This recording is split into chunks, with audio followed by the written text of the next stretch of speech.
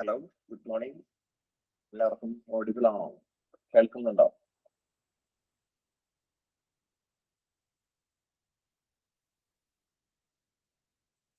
Okay, good morning Sudheen. ബാക്കിയുള്ള ആളുകൾക്കും കേൾക്കുന്നുണ്ട് എന്ന് വിശ്വസിക്കുന്നു. കേൾക്കുന്നുണ്ടെങ്കിൽ ഒന്ന് റിപ്ലൈ ചെയ്തിട്ടുണ്ടെങ്കിൽ സൂപ്പർ ആയിരിക്കും.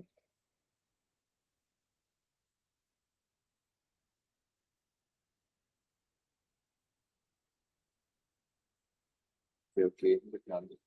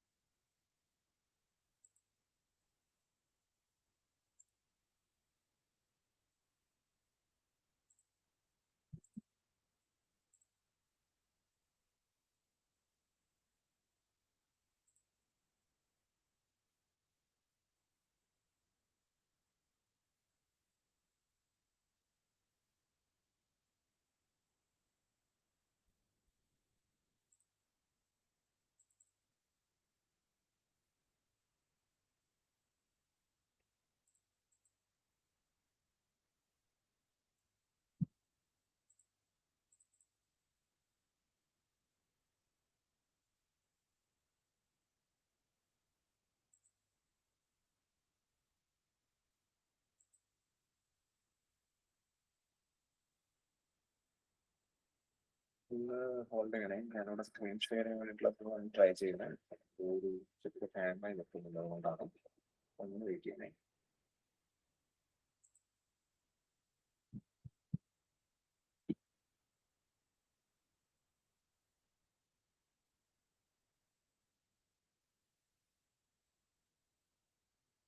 ഓക്കെ, ഞാൻ സ്ക്രീൻ ഷെയർ ചെയ്തിട്ടുണ്ട്. നിങ്ങൾക്ക് കാണാമോ?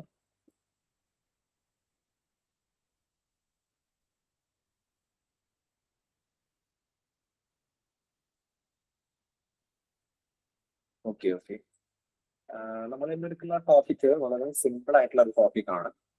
ശരിക്കും എനിക്ക് തോന്നുന്നു ഒരു യു ക്ലാസ്സുകളിലും ഹയർ സെക്കൻഡറി ക്ലാസ്സുകളിലും ഒക്കെ പഠിച്ചിട്ടുള്ള, ഹൈസ്കൂൾ ക്ലാസ്സുകളിലും ഹയർ സെക്കൻഡറിയിലൊക്കെ തന്നെ പഠിച്ചിട്ടുള്ള ഒരു ടോപ്പിക്കാണ്. കമ്പ്യൂട്ടർ ബേസ്ഡ് ആണ് ടോപ്പിക്. ഐ ടിയിൽ ഏറ്റവും ബേസ് ആയിട്ടുള്ള സെഷൻ ഹാർഡ്വെയർ എന്ന് പറയുന്ന ആ ഒരു സെഷൻ.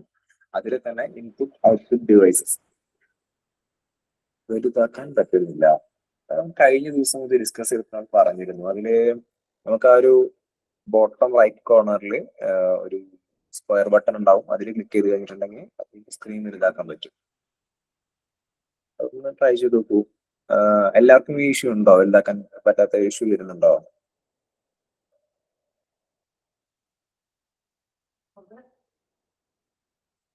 ഇല്ല. അപ്പൊ അത് കോമൺ ഇഷ്യൂ അല്ല കേട്ടോ. ഷബാന ഒന്ന് നോക്കണേ. താഴെ കോർണറിലായിട്ട് ഉണ്ടാവും അതിന്റെ ഒരു സ്ക്വയർ ബട്ടൺ. അതിൽ ക്ലിക്ക് ചെയ്ത് കഴിഞ്ഞാൽ സ്ക്രീൻ വലുതാക്കി എടുക്കാനായിട്ട് പറ്റും. ബാക്കിയുള്ള ആരും ഇല്ല എന്ന് പറഞ്ഞുകൊണ്ട് ഞാൻ അതിന് വേണ്ടിയിട്ട് ടൈം സ്പെൻഡ് ചെയ്യുന്നില്ല. കാരണം നമുക്ക് PDF ഒരു 11 ഷീറ്റ് ഉണ്ട്. ഇത് 2 റാങ്ക് ഫയൽസ് ഡിപ്പെൻഡ് ചെയ്തിട്ടുള്ള ഒരു മെറ്റീരിയൽ ആണ്. ബിക്കോസ് എന്താ വെച്ചാൽ അതിൽ ഒരെണ്ണത്തിൽ നമുക്ക് ബേസിക് ആയിട്ടുള്ള കാര്യങ്ങൾ കുറവാണ്. പക്ഷെ ഒരെണ്ണത്തിൽ ബേസിക് ആയിട്ടുള്ള കാര്യങ്ങളെ കുറിച്ച് പറഞ്ഞിട്ടുണ്ട്, എക്സാമ്പിൾസ് കുറവാണ്. അപ്പൊ രണ്ടും കൂടി എടുത്തിട്ടാണ് ഷെയർ ചെയ്തിട്ടുള്ളത്. അപ്പൊ മൊത്തത്തിൽ ഒന്ന് കവർ ചെയ്ത് അവസാനിപ്പിക്കണം. അതുകൊണ്ട് ഞാൻ ടോപ്പിക്കിലേക്ക് കടക്കുകയാണ്. ഞാൻ ഈ നമ്മുടെ PDF ബേസ് ചെയ്തിട്ട് തന്നെ പോവാം. എല്ലാവർക്കും അറിയാൻ തോന്നുന്നു അല്ലെ? ഇൻപുട്ട് ഔട്ട്പുട്ട് ഡിവൈസസ് എന്താണെന്ന് അറിയില്ലേ നിങ്ങൾക്ക്? ഒരുവിധം എല്ലാവർക്കും ബേസിക്കലി എന്തൊക്കെയാണെന്ന് അറിയുന്നുണ്ടാവും. ഇൻഡെപ്ത് അറിയുന്നില്ലെങ്കിലും ബേസിക് അറിയില്ലേ? അറിയില്ല.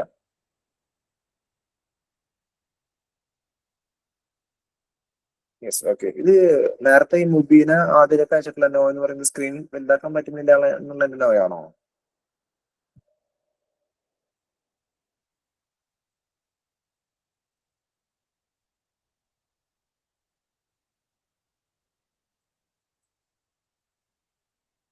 സ്ക്രീനിന്റെ ഇഷ്യൂ ഞാൻ മനസ്സിലാക്കുന്നത് പറ്റുന്നുണ്ട്. Okay okay. അപ്പൊ ഞാൻ ക്ലാസ് സ്റ്റാർട്ട് ചെയ്യണേ. ഹാർഡ്വെയർ, അതിനിപ്പോ നമുക്ക് അതിൽ സ്റ്റാർട്ട് ചെയ്യുമ്പോൾ ആദ്യത്തെ ഹാർഡ്വെയറിന്റെ ഒരു സിമ്പിൾ ഡെഫിനേഷൻ ആണ് കൊടുത്തിട്ടുള്ളത്. കാണുവാനും സ്പർശിച്ചറിയുവാനും സാധിക്കുന്ന കമ്പ്യൂട്ടറിലെ ഭാഗ്യങ്ങൾ. അതിപ്പോ നമ്മള് ഞാനിപ്പോ സിസ്റ്റത്തിന്റെ മുമ്പിലാണ് ഞാൻ ഇരിക്കുന്നത്. ഒരുപക്ഷെ നിങ്ങളുടെ സിസ്റ്റത്തിന്റെ മുമ്പിൽ ഇരിക്കുന്ന ആളുകളുണ്ടാവാം, മേ ബി ഫോൺ യൂസ് ചെയ്യുന്ന ആൾക്കാരുണ്ടാവാം. ഒരു സിസ്റ്റത്തിന് മുമ്പിൽ ഇരിക്കുന്ന എന്നെ സംബന്ധിച്ചിടത്തോളം എന്റെ മുമ്പിലുള്ള ഈ കാണുന്ന ഡിവൈസസ് എല്ലാം തന്നെ ഹാർഡ്വെയർസ് ആണ്. അതായത് ഇപ്പൊ എന്തൊക്കെയായിരിക്കും, ഞാൻ എന്റെ മുമ്പിലുള്ള ബേസിക് ആയിട്ടുള്ള 3 ഡിവൈസസ് ഞാൻ പറയാം. ഞാൻ മൗസ് യൂസ് ചെയ്യുന്നുണ്ട്. അതുകൊണ്ടാണ് മൗസ് പോയിന്റർ വർക്ക് ചെയ്യുന്നത് അല്ലേ. പിന്നെ തൊട്ട് മുമ്പിൽ കീബോർഡ് ഇരിക്കുന്നുണ്ട്, മോണിറ്റർ ഇരിക്കുന്നുണ്ട്. ഈ മൂന്നുമാണ് എന്റെ സിസ്റ്റത്തിനോട് ഉള്ളത്. സ്പീക്കർ ഇല്ല ഇപ്പോ, ഈ മൂന്നെണ്ണം. അപ്പോ അതെന്തായാലും ഹാർഡ്വെയർ ആണെന്ന് കൺഫേം അല്ലേ. കാണുവാനും എനിക്ക് സ്പർശിച്ചറിയാനും സാധിക്കുന്ന കമ്പ്യൂട്ടറിന്റെ മൂന്ന് ഭാഗങ്ങളാണ്. ഹാർഡ്വെയറുകൾക്ക് ഉദാഹരണങ്ങളാണ് കീബോർഡ്, മോണിറ്റർ, മദർ ബോർഡ് എന്നിവ. എന്നെ സംബന്ധിച്ചിടത്തോളം മദർ ബോർഡ് എനിക്ക് കാണാൻ പറ്റുന്നില്ല, കാരണം സിപിന്റെ ഉള്ളിലുള്ളൊരു പോർഷനാണ് മദർ ബോർഡ് എന്ന് പറയുന്നത്. അതും ഫിസിക്കലി നമുക്ക് കൈകൊണ്ട് ടച്ച് ചെയ്യാൻ പറ്റുന്ന പോർഷനാണ്. ഓക്കെ, കമ്പ്യൂട്ടറിന് പ്രധാനമായിട്ടും 3 പ്രവർത്തന യൂണിറ്റുകളാണ് ഉള്ളത്. ഒന്ന് ഇൻപുട്ട് ഡിവൈസസ്, നമുക്ക് അറിയുന്നതാണ്. 2 ഔട്ട്പുട്ട് യൂണിറ്റ്, മൂന്നാമത്തത് സെൻട്രൽ പ്രോസസിംഗ് യൂണിറ്റ്. അല്ലാന്നുണ്ടെങ്കിൽ നമ്മൾ എന്താ പറയാ, സെൻട്രൽ പ്രോസസിംഗ് യൂണിറ്റിന് ഒന്ന് കമന്റ് ചെയ്ത്, സെൻട്രൽ പ്രോസസിംഗ് യൂണിറ്റിന് നമ്മൾ എന്താ പറയാ? Okay, correct. കമ്പ്യൂട്ടറിലേക്ക് വിവരങ്ങൾ നൽകുന്ന യൂണിറ്റ് ആണ് എന്ത്? Input unit. ഞാനിത് പെട്ടെന്ന് ഇങ്ങനെ വായിച്ചു പോവാണ്, കാരണം അറിയാവുന്ന കാര്യങ്ങളായിരിക്കും. ഇതിൽ കൺഫ്യൂഷൻസ് ഉണ്ടാക്കുന്ന അല്ലെങ്കിൽ അറിയാത്ത കുറച്ച് എക്സാമ്പിൾസ് കാര്യങ്ങളൊക്കെ വരുന്നുണ്ട്. അപ്പൊ അതുമായി ബന്ധപ്പെട്ട് വരുമ്പോൾ ഒന്നും കൂടി അതൊന്ന് എക്സ്പ്ലെയിൻ ചെയ്ത് പറയാം. ഇതൊക്കെ ബേസിക് ആണെന്ന് അറിയാവുന്നതുകൊണ്ടാണ് ഇതിന് സമയം കളയാതെ പെട്ടെന്ന് വായിച്ചു പോകുന്നത്.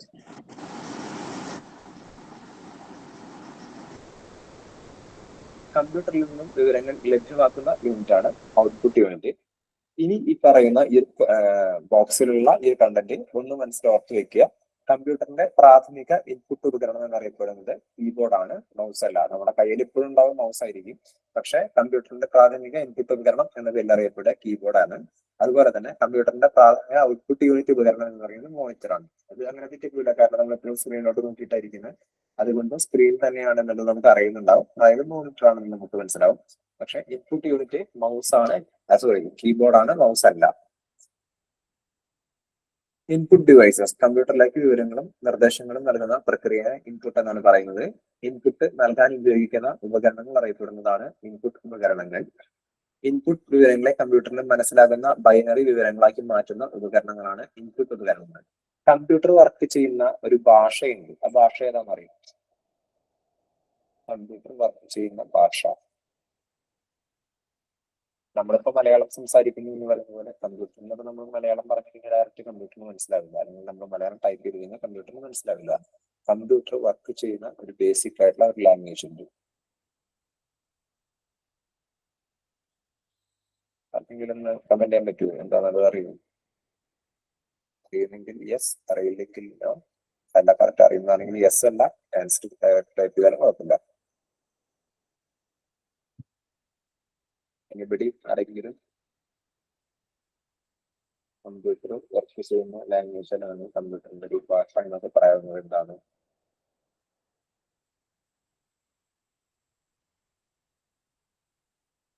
എല്ലാവരും പോയോ? ഓർമ്മയില്ല. ഓക്കെ, കമ്പ്യൂട്ടർ വർക്ക് ചെയ്യുന്നത് ശരിക്കും ബൈനറി ലാംഗ്വേജിലാണ് വർക്ക് ചെയ്യുന്നത്.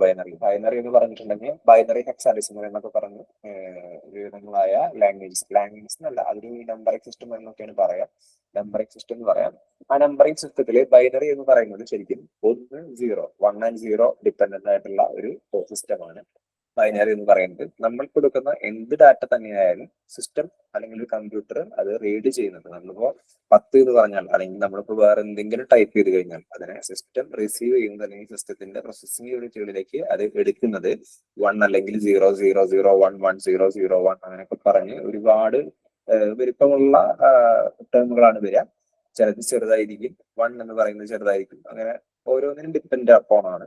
അത്തരത്തിലുള്ള വെറും 1 and 0 വെച്ചിട്ടുള്ള ഒരു സിസ്റ്റമാണ് കമ്പ്യൂട്ടറിനുള്ളിൽ ഉപയോഗിക്കുന്നത്.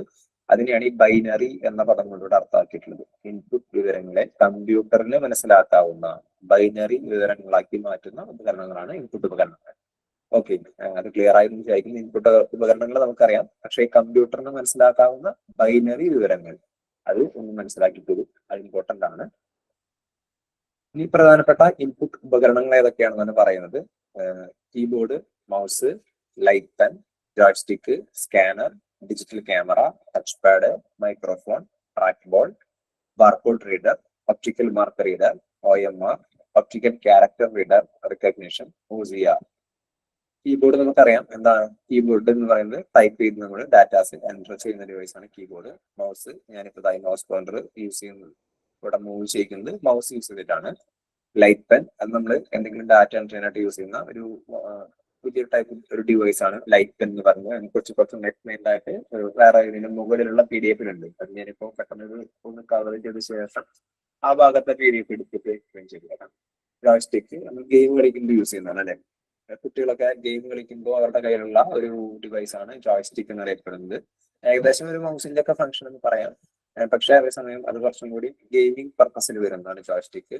സ്കാനർ എന്താ പ്രിന്ററിന്റെ ഒപ്പം വരുന്നതാണ് സ്കാനർ. ചിലത് സ്കാനർ സെപ്പറേറ്റ് ആയിട്ടുള്ള ഡിവൈസസ് ഉണ്ട്. അതായത് എന്തെങ്കിലും നമ്മുടെ കയ്യിലുള്ള ഒരു പേപ്പർ ആയിട്ടുള്ള ഒരു ഡോക്യുമെന്റിനെ നമുക്ക് ഡിജിറ്റൽ ഡോക്യുമെന്റ് ആക്കി കൺവേർട്ട് ചെയ്യുകയാണ്. ഇമേജ് PDF അല്ലെങ്കിൽ ഇമേജോ എങ്ങനെയായിട്ട് കൺവേർട്ട് ചെയ്യാൻ യൂസ് ചെയ്യുന്ന ഒരു എക്യുപ്മെന്റ് ആണ് സ്കാനർ. കുറച്ചും കൂടി സിംപ്ലിഫൈഡ് ആയിട്ട് പറഞ്ഞു കഴിഞ്ഞിട്ടുണ്ടെങ്കിൽ ക്യാം സ്കാനർ യൂസ് ചെയ്യുന്ന ആൾക്കാരുണ്ടാവും ഇല്ലേ? ഫോണിൽ ക്യാം സ്കാനർ യൂസ് ചെയ്യുന്നില്ല നിങ്ങൾ? പ്രത്യേകിച്ച് ഇപ്പൊ PSC ഒക്കെ പഠിക്കുമ്പോൾ എന്തെങ്കിലും നോട്ടോ കാര്യങ്ങളോ എന്തെങ്കിലുമൊക്കെ നമുക്ക് കൺവേർട്ട് ചെയ്യാൻ ക്യാം സ്കാനർ അറിയില്ല ആപ്ലിക്കേഷൻ. ഞാനിപ്പോ ഈ ഒരു PDF തന്നെ ക്രിയേറ്റ് ചെയ്തിട്ടുള്ളത് ക്യാം സ്കാനർ വെച്ചിട്ടാണ്. കണ്ടില്ലേ ഇവിടെ താഴെ ചെയ്തിരിക്കുന്നുണ്ടാവും scan with cam scanner. Cam scanner use ചെയ്യാത്ത ആൾക്കാരുണ്ടോ? അല്ലെങ്കിൽ അതിനെ കുറിച്ച് കേൾക്കാത്ത ആൾക്കാർ? റെസ്പോണ്ട് ഭയങ്കര വീക്ക് ആണല്ലോ. എല്ലാവരും ഒരു ഉറക്കച്ചടവിലാണോ ഇരിക്കുന്നത്? അറിയില്ല. യൂസ് ചെയ്യാറുണ്ട്. Okay okay. അപ്പോ യൂസ് ചെയ്യുന്നവർക്ക് കറക്റ്റായിട്ട് അറിയുന്നുണ്ടാവും എന്താണ് ക്യാം സ്കാനർ എന്നുള്ളത്. അതായത് ഇതേപോലെ നമ്മളൊരു ഹാർഡ് കോപ്പീനെ നമുക്ക് സോഫ്റ്റ് കോപ്പി ആക്കി കൺവേർട്ട് ചെയ്യാനായിട്ടുള്ള ഒരു ഡിവൈസ് ആണ് സ്കാനർ. അതിന്റെ മുകളിൽ നമ്മൾ വെച്ച് സ്കാൻ ചെയ്യും. ഒന്ന് അതിന്റെ ലൈറ്റ് പാസ് ചെയ്ത് കഴിഞ്ഞിട്ടുണ്ടെങ്കിൽ അതിനൊരു സോഫ്റ്റ് കോപ്പിയായി സിസ്റ്റത്തിലോട്ട് റിസീവ് ചെയ്യും. അതാണ് സ്കാനർ എന്ന് പറയുന്നത്. പിന്നെ ഡിജിറ്റൽ ക്യാമറ നമുക്ക് അറിയുന്നുണ്ടാവും. ഫോട്ടോഗ്രാഫിയിൽ യൂസ് ചെയ്യുന്നതാണ് ഡിജിറ്റൽ ക്യാമറ. ടച്ച് പാഡ് ഇതുപോലെ തന്നെ ഏകദേശം മൗസിന് സമാനമായ രീതിയിൽ നമുക്ക് അതിന്റെ സ്ക്രോളിംഗ് കാര്യങ്ങളൊക്കെ പോസിബിൾ ആകുന്ന ഒരു ഡിവൈസ് ആണ് ടച്ച് പാഡ്. അത് ലാപ്ടോപ്പിന്റെ ഒക്കെ സ്ക്രീൻ കീബോർഡിനോട് റിലേറ്റ് ചെയ്തിട്ടാണ് കൂടുതലായിട്ട് വരാറ് ടച്ച് പാഡ്. അങ്ങനെ വരുന്ന മൈക്രോഫോൺ ഇൻപുട്ട് ഡിവൈസ് ആണ്. ഇപ്പൊ ഞാൻ മൈക്രോഫോൺ ഹെഡ്സെറ്റ് കണക്ട് ചെയ്തിട്ടാണ് നിങ്ങളോട് കമ്മ്യൂണിക്കേറ്റ് ചെയ്യുന്നത്. അതാണ് മൈക്രോഫോൺ എന്ന് പറയപ്പെടുന്നത്. ട്രാക്ക് ബോർഡ് ഏകദേശം ഇതുപോലെ തന്നെ സ്ക്രോളിംഗ് പർപ്പസിലുള്ള ഒരു ഡിവൈസ് ആണ്. ടച്ച് ടച്ച് പാഡ് ശരിക്കും ലാപ്ടോപ്പിൽ വരുന്നതും ട്രാക്ക് ബോർഡ് ഇതിന്റെ തന്നെ ഒന്നുകൂടി എന്താ പറയാ പോയിന്ററിനെ ചലിപ്പിക്കാനായിട്ട് യൂസ് ചെയ്യുന്ന ഒരു ഡിവൈസ് ആണ് ട്രാക്ക് ബോർഡ്. പിന്നെ വരുന്നത് ബാർകോഡ് റീഡർ. നമ്മൾ എന്തെങ്കിലും ഒരു ഷോപ്പിൽ പോയിട്ട് പർച്ചേസ് ചെയ്യുമ്പോൾ അവർ ബില്ലിംഗ് സമയത്ത് യൂസ് ചെയ്യുന്നത് കണ്ടിട്ടുണ്ടാവും. ബാർകോഡ് ഒരു റെഡ് ലൈറ്റ് ആയിട്ടുള്ള ഒരു ചെറിയൊരു ഡിവൈസ് കയ്യിൽ കൈ കൊണ്ട് പിടിച്ചാൽ ഇങ്ങനെ അതിന്റെ ബാർകോഡ് പിടിക്കുമ്പോൾ ഒരു ബിബ് സൗണ്ട് വരും. ആ ബാർകോഡ് റീഡ് ചെയ്യും. ഈ ബാർകോഡ് റീഡ് ചെയ്യുക എന്ന് പറഞ്ഞിട്ടുണ്ടെങ്കിൽ ബാർകോഡിലുള്ള ആ നമ്പേഴ്സിന് നമ്മുടെ സിസ്റ്റം കറസ്പോണ്ടിങ് ആയിട്ടുള്ള നമ്പറായിട്ട് റിസീവ് ചെയ്യുമ്പോഴാണ് ആ മെറ്റീരിയൽ ഏതാണ് ഇപ്പൊ നമ്മൾ എടുത്തിട്ടുള്ളത്. ഇപ്പോ മേ ബി ഒരു പാക്കറ്റ് ആയിട്ടുള്ള ഒരു സോപ്പോ അല്ലാന്നുണ്ടെങ്കിൽ എന്തെങ്കിലും വേറെ ഒരു പാക്കറ്റ് ഉപ്പോ പഞ്ചസാരയോ എന്ത് വേണമെങ്കിൽ ആവാം. അതിന്റെ ബാർകോഡ് റീഡ് ചെയ്യുമ്പോഴാണ് ആ സിസ്റ്റം അതിനെ ഇന്ന മെറ്റീരിയൽ ആണ്. അല്ലാതെ നമ്മൾ അവരെടുത്തിട്ട് ഇപ്പോ പഞ്ചസാര അടിച്ചു കൊടുക്കുന്നുണ്ടാവില്ല. അവരൊന്നും കാണിക്കില്ല. ജസ്റ്റ് ബാർകോഡ് എടുത്തിട്ട് നമ്മുടെ പാക്കറ്റിന്റെ മുകളിലുള്ള ബാർകോഡ് ഏതാണ് അതൊന്ന് പിടിക്കുമ്പോൾ ഒരു ബിഗ് സൗണ്ട് ജനറേറ്റ് ആവും. അപ്പൊ തന്നെ അത് റീഡ് ആവും. അതാണ് ബാർകോഡ് റീഡർ. പിന്നെ വരുന്നതാണ് ഒപ്റ്റിക്കൽ മാർക്ക് റീഡർ. ഈ ഒരു ടേം അവിടെ എനിക്ക് കേട്ടിട്ടുണ്ടോ? ഈ OMR optical mark reader OMR കേട്ടിട്ടുണ്ടോ? മുബീന സാർ സ്ക്രീൻ നോട്ട് ഇപ്പോ കാണുന്നില്ല. ഈ സ്ക്രീൻ കാണാത്ത ആതിര ഒക്കെ പറഞ്ഞിട്ടുള്ളത് OMR-ന്റെ കാര്യമാണെന്ന് മനസ്സിലാക്കുന്നു. ഇവിടെ ഒരു കമന്റ് എനിക്ക് വന്നിട്ടുണ്ട്. സർ സ്ക്രീൻ നോട്ട് ഇപ്പോ കാണുന്നില്ല. വേറെ സ്ക്രീൻ കാണാത്ത ആരെങ്കിലും ഉണ്ടോ? ഞാനങ്ങനെ ചോദിക്കാൻ കാരണം കോമൺ ഇഷ്യൂ ആണോ എന്ന് അറിയാനാണ്. കാണാം. മുബീന ഒന്ന് ചെക്ക് ചെയ്യണേ എന്താ ഇഷ്യൂ എന്നുള്ളത് അറിയില്ല. കാരണം അതൊരു കോമൺ ഇഷ്യൂ അല്ല. കാരണം ബാക്കിയുള്ള ആൾക്ക് കാണുന്നുണ്ട്. കമന്റ് ബോക്സിൽ കാണാമെന്ന് എനിക്ക് കമന്റ് വരുന്നുണ്ട്. അതുകൊണ്ട് എന്തായാലും അത് കോമൺ ഇഷ്യൂ അല്ല. നിങ്ങളുടെ മാത്രം എന്തെങ്കിലും ടെക്നിക്കൽ ഇഷ്യൂസ് ആയിരിക്കാം. അല്ലെങ്കിൽ നിങ്ങൾക്ക് അതിനെക്കുറിച്ച് എവിടെയാണ് നിങ്ങൾ പ്രസ് ചെയ്യേണ്ടത് കറക്റ്റ് അറിയാത്തതുകൊണ്ടായിരിക്കാം. ബേസിക്കലി ആ ഒരു സ്ക്രീനിന്റെ തൊട്ട് താഴെ ബോട്ടം സൈഡിൽ റൈറ്റ് കോർണറിൽ ഒരു ചെറിയൊരു സ്ക്രോൾ ബട്ടൺ ഉണ്ട്. അതിൽ ക്ലിക്ക് ചെയ്ത് കഴിഞ്ഞിട്ടുണ്ടെങ്കിൽ നിങ്ങൾക്ക് സ്ക്രീൻ വലുതാക്കാനായിട്ട് പറ്റും, മാക്സിമൈസ് ചെയ്യാം. ഓക്കെ. രണ്ടുപേരാണ് സ്ക്രീനിന്റെ ഇഷ്യൂ പറയുന്നത്. ഒന്ന് മുബീന, ഒന്ന് ഷബാന. രണ്ടുപേരും ഒന്ന് ചെക്ക് ചെയ്യൂ. അത് ഞാനിപ്പോ അതെങ്ങനെ കാണിച്ചു തരാൻ നിങ്ങൾക്ക് ജസ്റ്റ് ഒറ്റ സെക്കൻഡ്.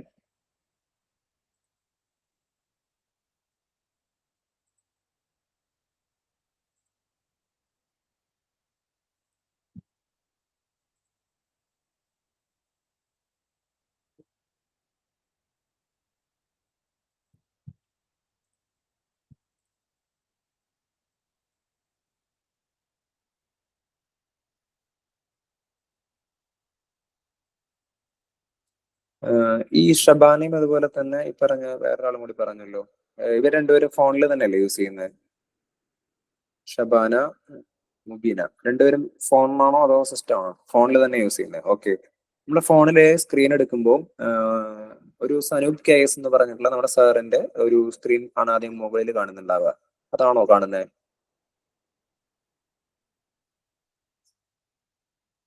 ഓക്കെ. ആ ഒരു ചെറിയ സ്ക്രീനിൽ അതിന്റെ താഴെയായിട്ട് റൈറ്റ് സൈഡിൽ ചെറിയ ഒരു വൈറ്റ് ലൈനായിട്ടുള്ള ഒരു സ്ക്വയർ, അങ്ങനെ ഒരു സിമ്പൽ കൊടുത്ത് വന്നിട്ടുണ്ടാവും. സാർ എനിക്ക് വലുതാക്കാൻ പറ്റണ്ടല്ലോ. ആ പറയൂ. വലുതാക്കാൻ പറ്റുന്നുണ്ട്, പക്ഷെ ഇപ്പൊ സൈനപ്പ് സാർ ഇപ്പൊ ഓക്കെ, ഇപ്പൊ കിട്ടുന്നുണ്ട്. ഓക്കെ. ഇപ്പൊ വരുന്ന എന്തെങ്കിലും ഇതുണ്ടെങ്കിൽ അവിടുത്തെ നെറ്റ്വർക്കിന്റെ സ്ലോ ആയിട്ടോ അങ്ങനെ എന്തെങ്കിലും ഇഷ്യൂസ് ആയിരിക്കും കേട്ടോ. കാരണം ബാക്കിയുള്ള ആരും ഓക്കെ കംപ്ലൈന്റ് പറയുന്നില്ല. എന്തായാലും നോക്കി ഓക്കെ. നോക്കൂ, ഇഷ്യൂ ഉണ്ടെങ്കിൽ പറയൂ, നമുക്ക് നോക്കാം. ഇടക്കിടക്ക് പോവാണ്, ചിലപ്പോ നെറ്റിന്റെ ആയിരിക്കും. ഇടയ്ക്ക് അങ്ങനെ ഒരു ബഫറിങ് എന്തെങ്കിലും വരുന്നതായിരിക്കാം മേ ബി. ഉം. ഓക്കെ, ഞാൻ കണ്ടിന്യൂ ചെയ്തോട്ടെ.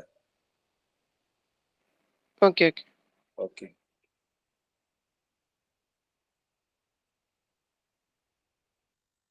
OMR അപ്പൊ നിങ്ങൾക്ക് മനസ്സിലായോ? നമ്മളിപ്പോ PSC എക്സാമിലൊക്കെ നമ്മൾ അറ്റൻഡ് ചെയ്യുന്ന ഒരു പേപ്പറിന്റെ ഒരു സംവിധാനത്തിനെയാണ് OMR എന്നുള്ളത് ഉദ്ദേശിക്കുന്നത്. ഒപ്റ്റിക്കൽ മാർക്ക് റീഡർ എന്ന് പറയുന്ന ഒരു സംവിധാനം അപ്ലിക്കബിൾ ആയിട്ടുള്ള ഒരു ആൻസർ കീ, അതിനെയാണ് നമ്മൾ OMR ഷീറ്റ് എന്ന് പറയുന്നത്. ആ ഒരു സംവിധാനമാണ് ഒപ്റ്റിക്കൽ മാർക്ക് റീഡർ എന്നുള്ള ഇതായിട്ട് പറയുന്നത്. നമ്മൾ പറയുക നമ്മുടെ എക്സാം പേപ്പർ ഒരിക്കലും മാനുവൽ ആയിട്ടുള്ള ഒരു ഇതല്ല വരുന്നുണ്ടാകാം. അത് ഒരു ഡിവൈസിലോട്ട് കയറ്റി വെക്കുകയും അതിൽ നിന്ന് മാർക്ക് ഇടുകയാണ് ചെയ്യുന്നത്. ആ ഒരു സംവിധാനത്തിനാണ്. അതുകൊണ്ടാണ് എക്സാം എഴുതുമ്പോൾ പറയുന്നത് എന്ത് കറക്റ്റ് ബബിൾ ചെയ്തോളൂ, പുറത്തേക്ക് പോകരുത്. കാരണം അതൊക്കെ എന്തെങ്കിലും എറേഴ്സ് ജനറേറ്റ് ചെയ്യാനായിട്ടുള്ള ചാൻസസ് കൂടുതലാണ്. OMR നെ കുറിച്ചിട്ട് ഒരു റഫ് ഐഡിയ കിട്ടിക്കാണെന്ന് വിചാരിക്കുന്നു.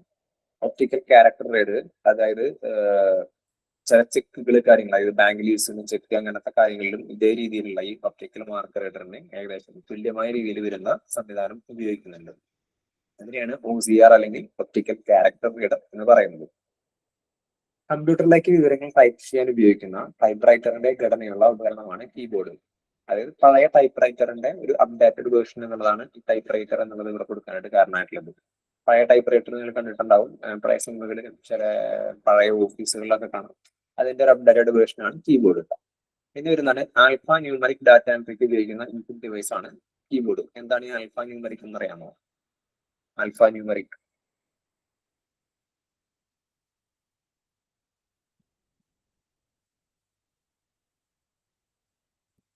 ആൽഫ ന്യൂമറിക് കേട്ടിട്ടില്ലേ? ആൽഫ ന്യൂമറിക്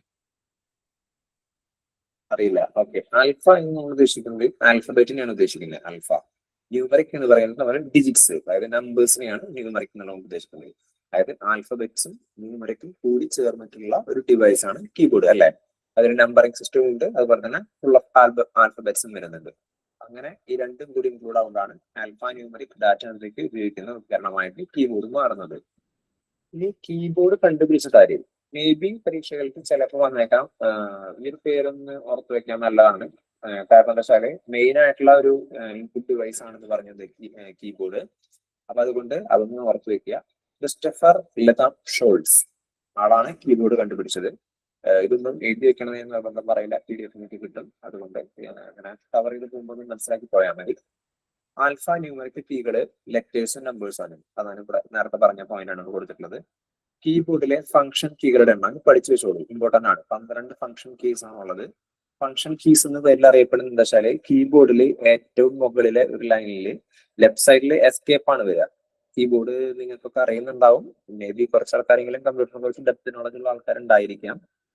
കുറച്ചു പേർക്ക് അത്ര ഫെമിലിയർ ആയിരിക്കില്ല, കാരണം ബേസിക് ആയിട്ടുള്ള എന്തെങ്കിലും കാര്യങ്ങൾക്ക് വേണ്ടി മാത്രം സിസ്റ്റം യൂസ് ചെയ്യുന്നവരായിരിക്കും. അപ്പോൾ അവർ ശ്രദ്ധിച്ചിട്ടുണ്ടാവും ചിലപ്പോൾ മുകളിൽ ലെഫ്റ്റിലായിട്ട് വരിക, ടോപ്പ് കോർണറിൽ വരുന്നത് എസ്കേപ്പ് ബട്ടൺ അല്ലേ? ശ്രദ്ധിച്ചിട്ടുണ്ടോ?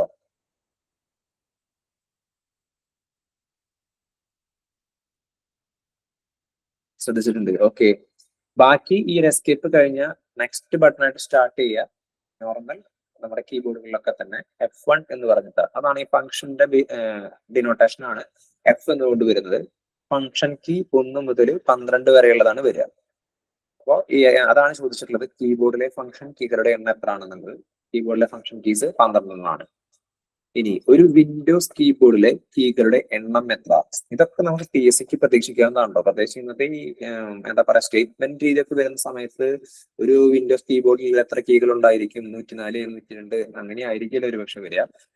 ഒരു വിൻഡോസ് കീബോർഡിലെ കീകളുടെ എണ്ണം 104 കീബോർഡിലെ ഫംഗ്ഷൻ കീകളുടെ എണ്ണം 12 അല്ലെങ്കിൽ കീബോർഡ് കണ്ടുപിടിച്ചത് ക്രിസ്റ്റഫർ ലതാം ഷോൾസ് ആണ്. അങ്ങനെ ഒരു 4 സ്റ്റേറ്റ്മെന്റ് ഒക്കെ ആയിരിക്കും ഒരുപക്ഷെ വരിക. കാരണം ഫുൾ ഇങ്ങനത്തെ ഈ തലതിരിഞ്ഞ രീതിയല്ല, തലതിരിഞ്ഞ രീതിയല്ല, രീതിയൊക്കെ ഡയറക്റ്റ് ആണ്. പക്ഷെ നമ്മൾ എടുക്കേണ്ട എഫേർട്ട് അതുകൊണ്ട് കൂടി. കാരണം ഒരു ക്വസ്റ്റ്യൻ മാത്രം പറഞ്ഞിട്ട് കാര്യമില്ല. അറ്റ്ലീസ്റ്റ് ഒരു 3 അല്ലെങ്കിൽ 2 അറിഞ്ഞാലേ ബാക്കിയുള്ളത് എങ്ങനെയെങ്കിലും നമുക്കൊന്ന് ഗസ് ചെയ്യാനെങ്കിലും പറ്റുള്ളൂ. അല്ലെങ്കിൽ തെറ്റിപ്പോകാൻ ചാൻസ് ഭയങ്കര കൂടുതലാണ്. PSC എക്സാംസ് എഴുതുമ്പോൾ നിങ്ങൾക്ക് അറിയുന്നുണ്ടാവും. ഡിഗ്രി ലെവൽ എക്സാംസ് എഴുതുന്ന ആരെങ്കിലും ഒക്കെ ഉണ്ട് അതിൽ. പ്രത്യേകിച്ച് ഇപ്പൊ ഡിഗ്രി ലെവൽ കഴിഞ്ഞു. ഇനിയിപ്പോ അടുത്തത് കഴിഞ്ഞ് 25-ാം തീയതി അടുത്ത എക്സാം വരുന്നുണ്ട്, പ്രിലിംസ്.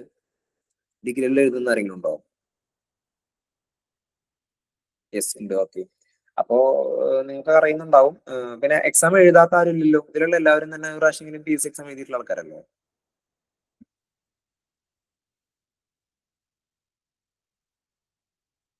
എഴുതാത്ത ആൾക്കാരുണ്ട്. Okay okay. എഴുതാത്ത ആൾക്കാരൊക്കെ നല്ല ഡെപ്തിൽ പഠിച്ചോളൂ കേട്ടോ. ഫസ്റ്റ് ടൈം ആണ്, അപ്പൊ എഴുതിയിട്ട് എഴുതാൻ പോണേ ഉള്ളൂ അല്ലേ?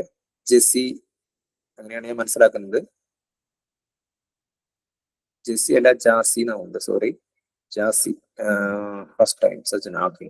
അപ്പൊ എല്ലാവരും ഇത് നല്ല രീതിയിൽ പഠിച്ചോളൂ. ആരെങ്കിലും അല്ലെ നിങ്ങളൊക്കെ പറയുകയാണെന്നുണ്ടെങ്കിൽ 2 ടൈപ്പും പറ്റുകയാണെന്നുണ്ടെങ്കിൽ ക്വസ്റ്റ്യൻ പേപ്പേഴ്സ് ഒന്ന് കളക്ട് ചെയ്യുക. കൂടുതലെണ്ണമാണെന്ന് പറയുന്നില്ല. കുറച്ച് പഴയ ക്വസ്റ്റ്യൻ പേപ്പറും പിന്നെ ഇപ്പൊ റീസെന്റിലൊക്കെ നടന്ന ഒരു 1-2 പേപ്പർ എടുത്തിട്ട് നോക്കി കഴിഞ്ഞിട്ടുണ്ടെങ്കിൽ രണ്ടിലും വന്നിട്ടുള്ള ആ ക്വസ്റ്റ്യൻസിനുള്ള ഡിഫറൻസ് കറക്റ്റ് നിങ്ങൾക്ക് മനസ്സിലാക്കാൻ പറ്റും. അപ്പോൾ ഏറ്റവും ലേറ്റസ്റ്റ് ആയിട്ടുള്ള സമ്പ്രദായത്തിൽ തന്നെയാണ് ക്വസ്റ്റ്യൻസ് വരിക. പിന്നെയും എനിക്ക് തോന്നുന്നു ഇപ്പോ ഈ കഴിഞ്ഞ ഡിഗ്രി പ്രിലിംസ് ഒക്കെ കുറച്ചും കൂടെ ഒരു ഈസി ആയിട്ടാണ് കാണുമ്പോൾ തോന്നിയത്. കാരണം എന്താ വെച്ചാല് അതിൽ വരുന്നത് ഏകദേശം പഴയ ക്വസ്റ്റ്യൻ പേപ്പറെ ബേസ് ചെയ്തിട്ടാണ് വന്നിട്ടുള്ളതെന്ന് തോന്നുന്നു. അതായത് ഒരുപാട് സ്റ്റേറ്റ്മെന്റ്സിലോട്ട് അത്ര ഡെപ്തിൽ പോയിട്ടില്ല. ശരിക്കും ഇപ്പൊ ഒരു മെയിൻസ് എക്സാം ഒക്കെ ആണെന്നുണ്ടെങ്കിൽ കറക്റ്റ് സ്റ്റേറ്റ്മെന്റ് വൈസാ വരിക. പക്ഷെ കഴിഞ്ഞ പേപ്പറിൽ അത്രയ്ക്ക് ഇതായിട്ട് തോന്നിയില്ല. എന്തായാലും നിങ്ങൾ അങ്ങനെ ഒന്ന് ഡീറ്റെയിൽ ആയിട്ട് നോക്കിക്കോളില്ല എന്നുണ്ടെങ്കിൽ ക്വസ്റ്റ്യൻ പേപ്പർ കാണുമ്പോൾ ശരിക്കും നമുക്ക് ഒരുപാട് ടെൻഷനായി പോകും. ഓക്കെ. കമ്പ്യൂട്ടർ കീബോർഡിലെ ഏറ്റവും വലിയ കീ ആണ് ഇത്? സ്പേസ് ബാർ കീ അല്ലെ? ഏറ്റവും ലെങ്ത്തിൽ കിടക്കുന്ന, ഏറ്റവും താഴെ വരിയിൽ കിടക്കുന്ന കീ ആണ് സ്പേസ് കീ എന്ന് പറയുന്നത്, അല്ലെങ്കിൽ സ്പേസ് ബാർ എന്ന് പറയും. ഇനി ഈ ഒരു ബുക്കിൽ ഇല്ലാത്തതും പക്ഷെ ഒരു ബുക്കിൽ നിന്ന് കിട്ടിയതുമായിട്ടുള്ള ഒരു ഇൻഫോർമേഷൻ നിങ്ങളുടെ ഷെയർ ചെയ്യാണ്. സ്പേസ് കീ പ്രസ് ചെയ്യാനായിട്ട് യൂസ് ചെയ്യേണ്ട ഫിംഗർ ഏതാണെന്ന് നിങ്ങൾക്ക് അറിയൂ? സ്പേസ് കീ നിങ്ങൾക്ക് അറിയുന്നുണ്ടാവും, നമ്മൾ സ്പേസ് ബാർ എന്ന് പറയും. സ്പേസ് ബാർ ക്ലിക്ക് ചെയ്യാനായിട്ട് യൂസ് ചെയ്യേണ്ട ഫിംഗർ ഏതാണ് അറിയൂ?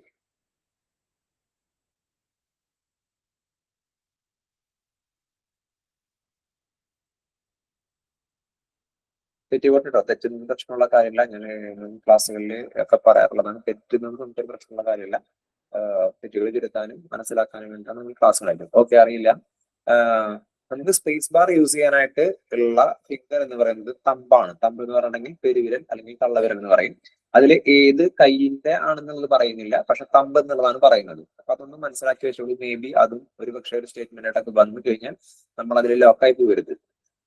ഒരു കീ സ്ട്രോക്കിനെ അതിന് സമാനമായ ബിറ്റിലേക്ക് മാറ്റുവാൻ ഉപയോഗിക്കുന്ന സ്റ്റാൻഡേർഡിനെയാണ് ആസ്കി എന്ന് പറയുന്നത്.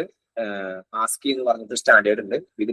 ഒരു സ്റ്റാൻഡേർഡ് ബേസ്ഡ് ആയിട്ടാണ് നമ്മൾ കൊടുക്കുന്ന, അല്ലെങ്കിൽ ഒരു കീബോർഡിലോ മൗസിലോ എന്തെങ്കിലുമൊക്കെ നമ്മൾ ക്ലിക്ക് ചെയ്യുന്ന അല്ലെങ്കിൽ കൊടുക്കുന്ന ഒരു ഇൻപുട്ട് ഇൻഫോർമേഷനെ കമ്പ്യൂട്ടറിന് അനുസൃതമായ ഒരു ഭാഷയിലേക്ക് അല്ലെങ്കിൽ ബൈനറി സിസ്റ്റത്തിലേക്കൊക്കെ മാറ്റുന്നത്, ബൈനറി ബിറ്റുകളാക്കിയിട്ടൊക്കെ കൺവേർട്ട് ചെയ്യുന്നത്. അതിന്റെ ഫുൾ ഫോം എന്ന് പറയുന്നത് American standard code for information interchange എന്നാണ്.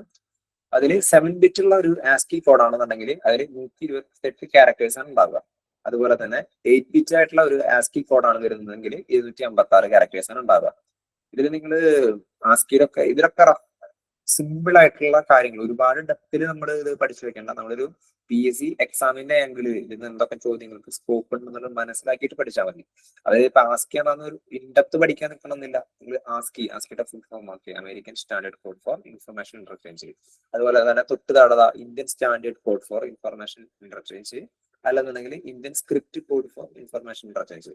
അപ്പൊ ആസ്കി എന്ന് പറഞ്ഞ ഇതിന് ആസ്കി എന്ന് വായിക്കാട്ടോ. ആസ്കി എന്നും ഇവിടെ വന്നിട്ടുള്ള ഈ ISCIനെ ഇസ്കി എന്ന് വായിക്കുക. അപ്പൊ ഈ 2 വേർഡ്സ് നിങ്ങൾ പഠിച്ചു വെക്കുക. ഇത് അബ്രിവേഷൻസ് ആണ്. അപ്പോ അതിന്റെ തന്നെ എക്സ്പാൻഷൻ എന്താണെന്നുള്ളത് നോക്കുക. അതുപോലെ തന്നെ 7 ബിറ്റ് കോഡാകുമ്പോൾ 128 ക്യാരക്ടേഴ്സ് ഉണ്ട്. അതുപോലെ തന്നെ 8 ബിറ്റ് കോഡാണ് വരുന്നതെങ്കിൽ 256. അങ്ങനെ സിമ്പിൾ ആയിട്ട് അതിനെ ഇങ്ങനെ കണക്ട് ചെയ്തൊന്ന് പോയാൽ മതി. അപ്പൊ നിങ്ങൾക്ക് ആ എക്സാം പേപ്പർ കാണുമ്പോൾ ഫെമിലിയർ ആയിരിക്കും ഇത്, നിങ്ങൾക്ക് അത് കറക്റ്റ് ആൻസർ ചെയ്യാൻ പറ്റും. ഒരു ഡെസിമൽ സിസ്റ്റത്തിലെ ഓരോ അക്കങ്ങളെയും ബൈനറി നമ്പർ ആക്കി മാറ്റാനുള്ള കോഡിംഗ് സിസ്റ്റമാണ് BCD. ഡെസിമൽ സിസ്റ്റം എന്ന് പറഞ്ഞിട്ടുണ്ടെങ്കിൽ നമ്മുടെ നോർമൽ നമ്പറിംഗ് സിസ്റ്റം. അതിനെ ബൈനറി ആക്കി മാറ്റണം അല്ലെ. നമ്മളിപ്പോ 1 മുതൽ 10 വരെ കൊടുത്തിട്ട് കാര്യമില്ല. സിസ്റ്റം എടുക്കുന്നത് എന്താ, ബൈനറി സിസ്റ്റത്തിലാണ് ഇത് അക്സെപ്റ്റ് ചെയ്യുന്നത് അല്ലെ. അപ്പൊ അങ്ങനെ അക്സെപ്റ്റ് ചെയ്യുമ്പോൾ അതെങ്ങനെയാണെന്നുള്ള ആ ഒരു കൺവേർഷനെയാണ് ബൈനറി കോഡഡ് ഡെസിമൽ എന്ന് പറയുന്നത്.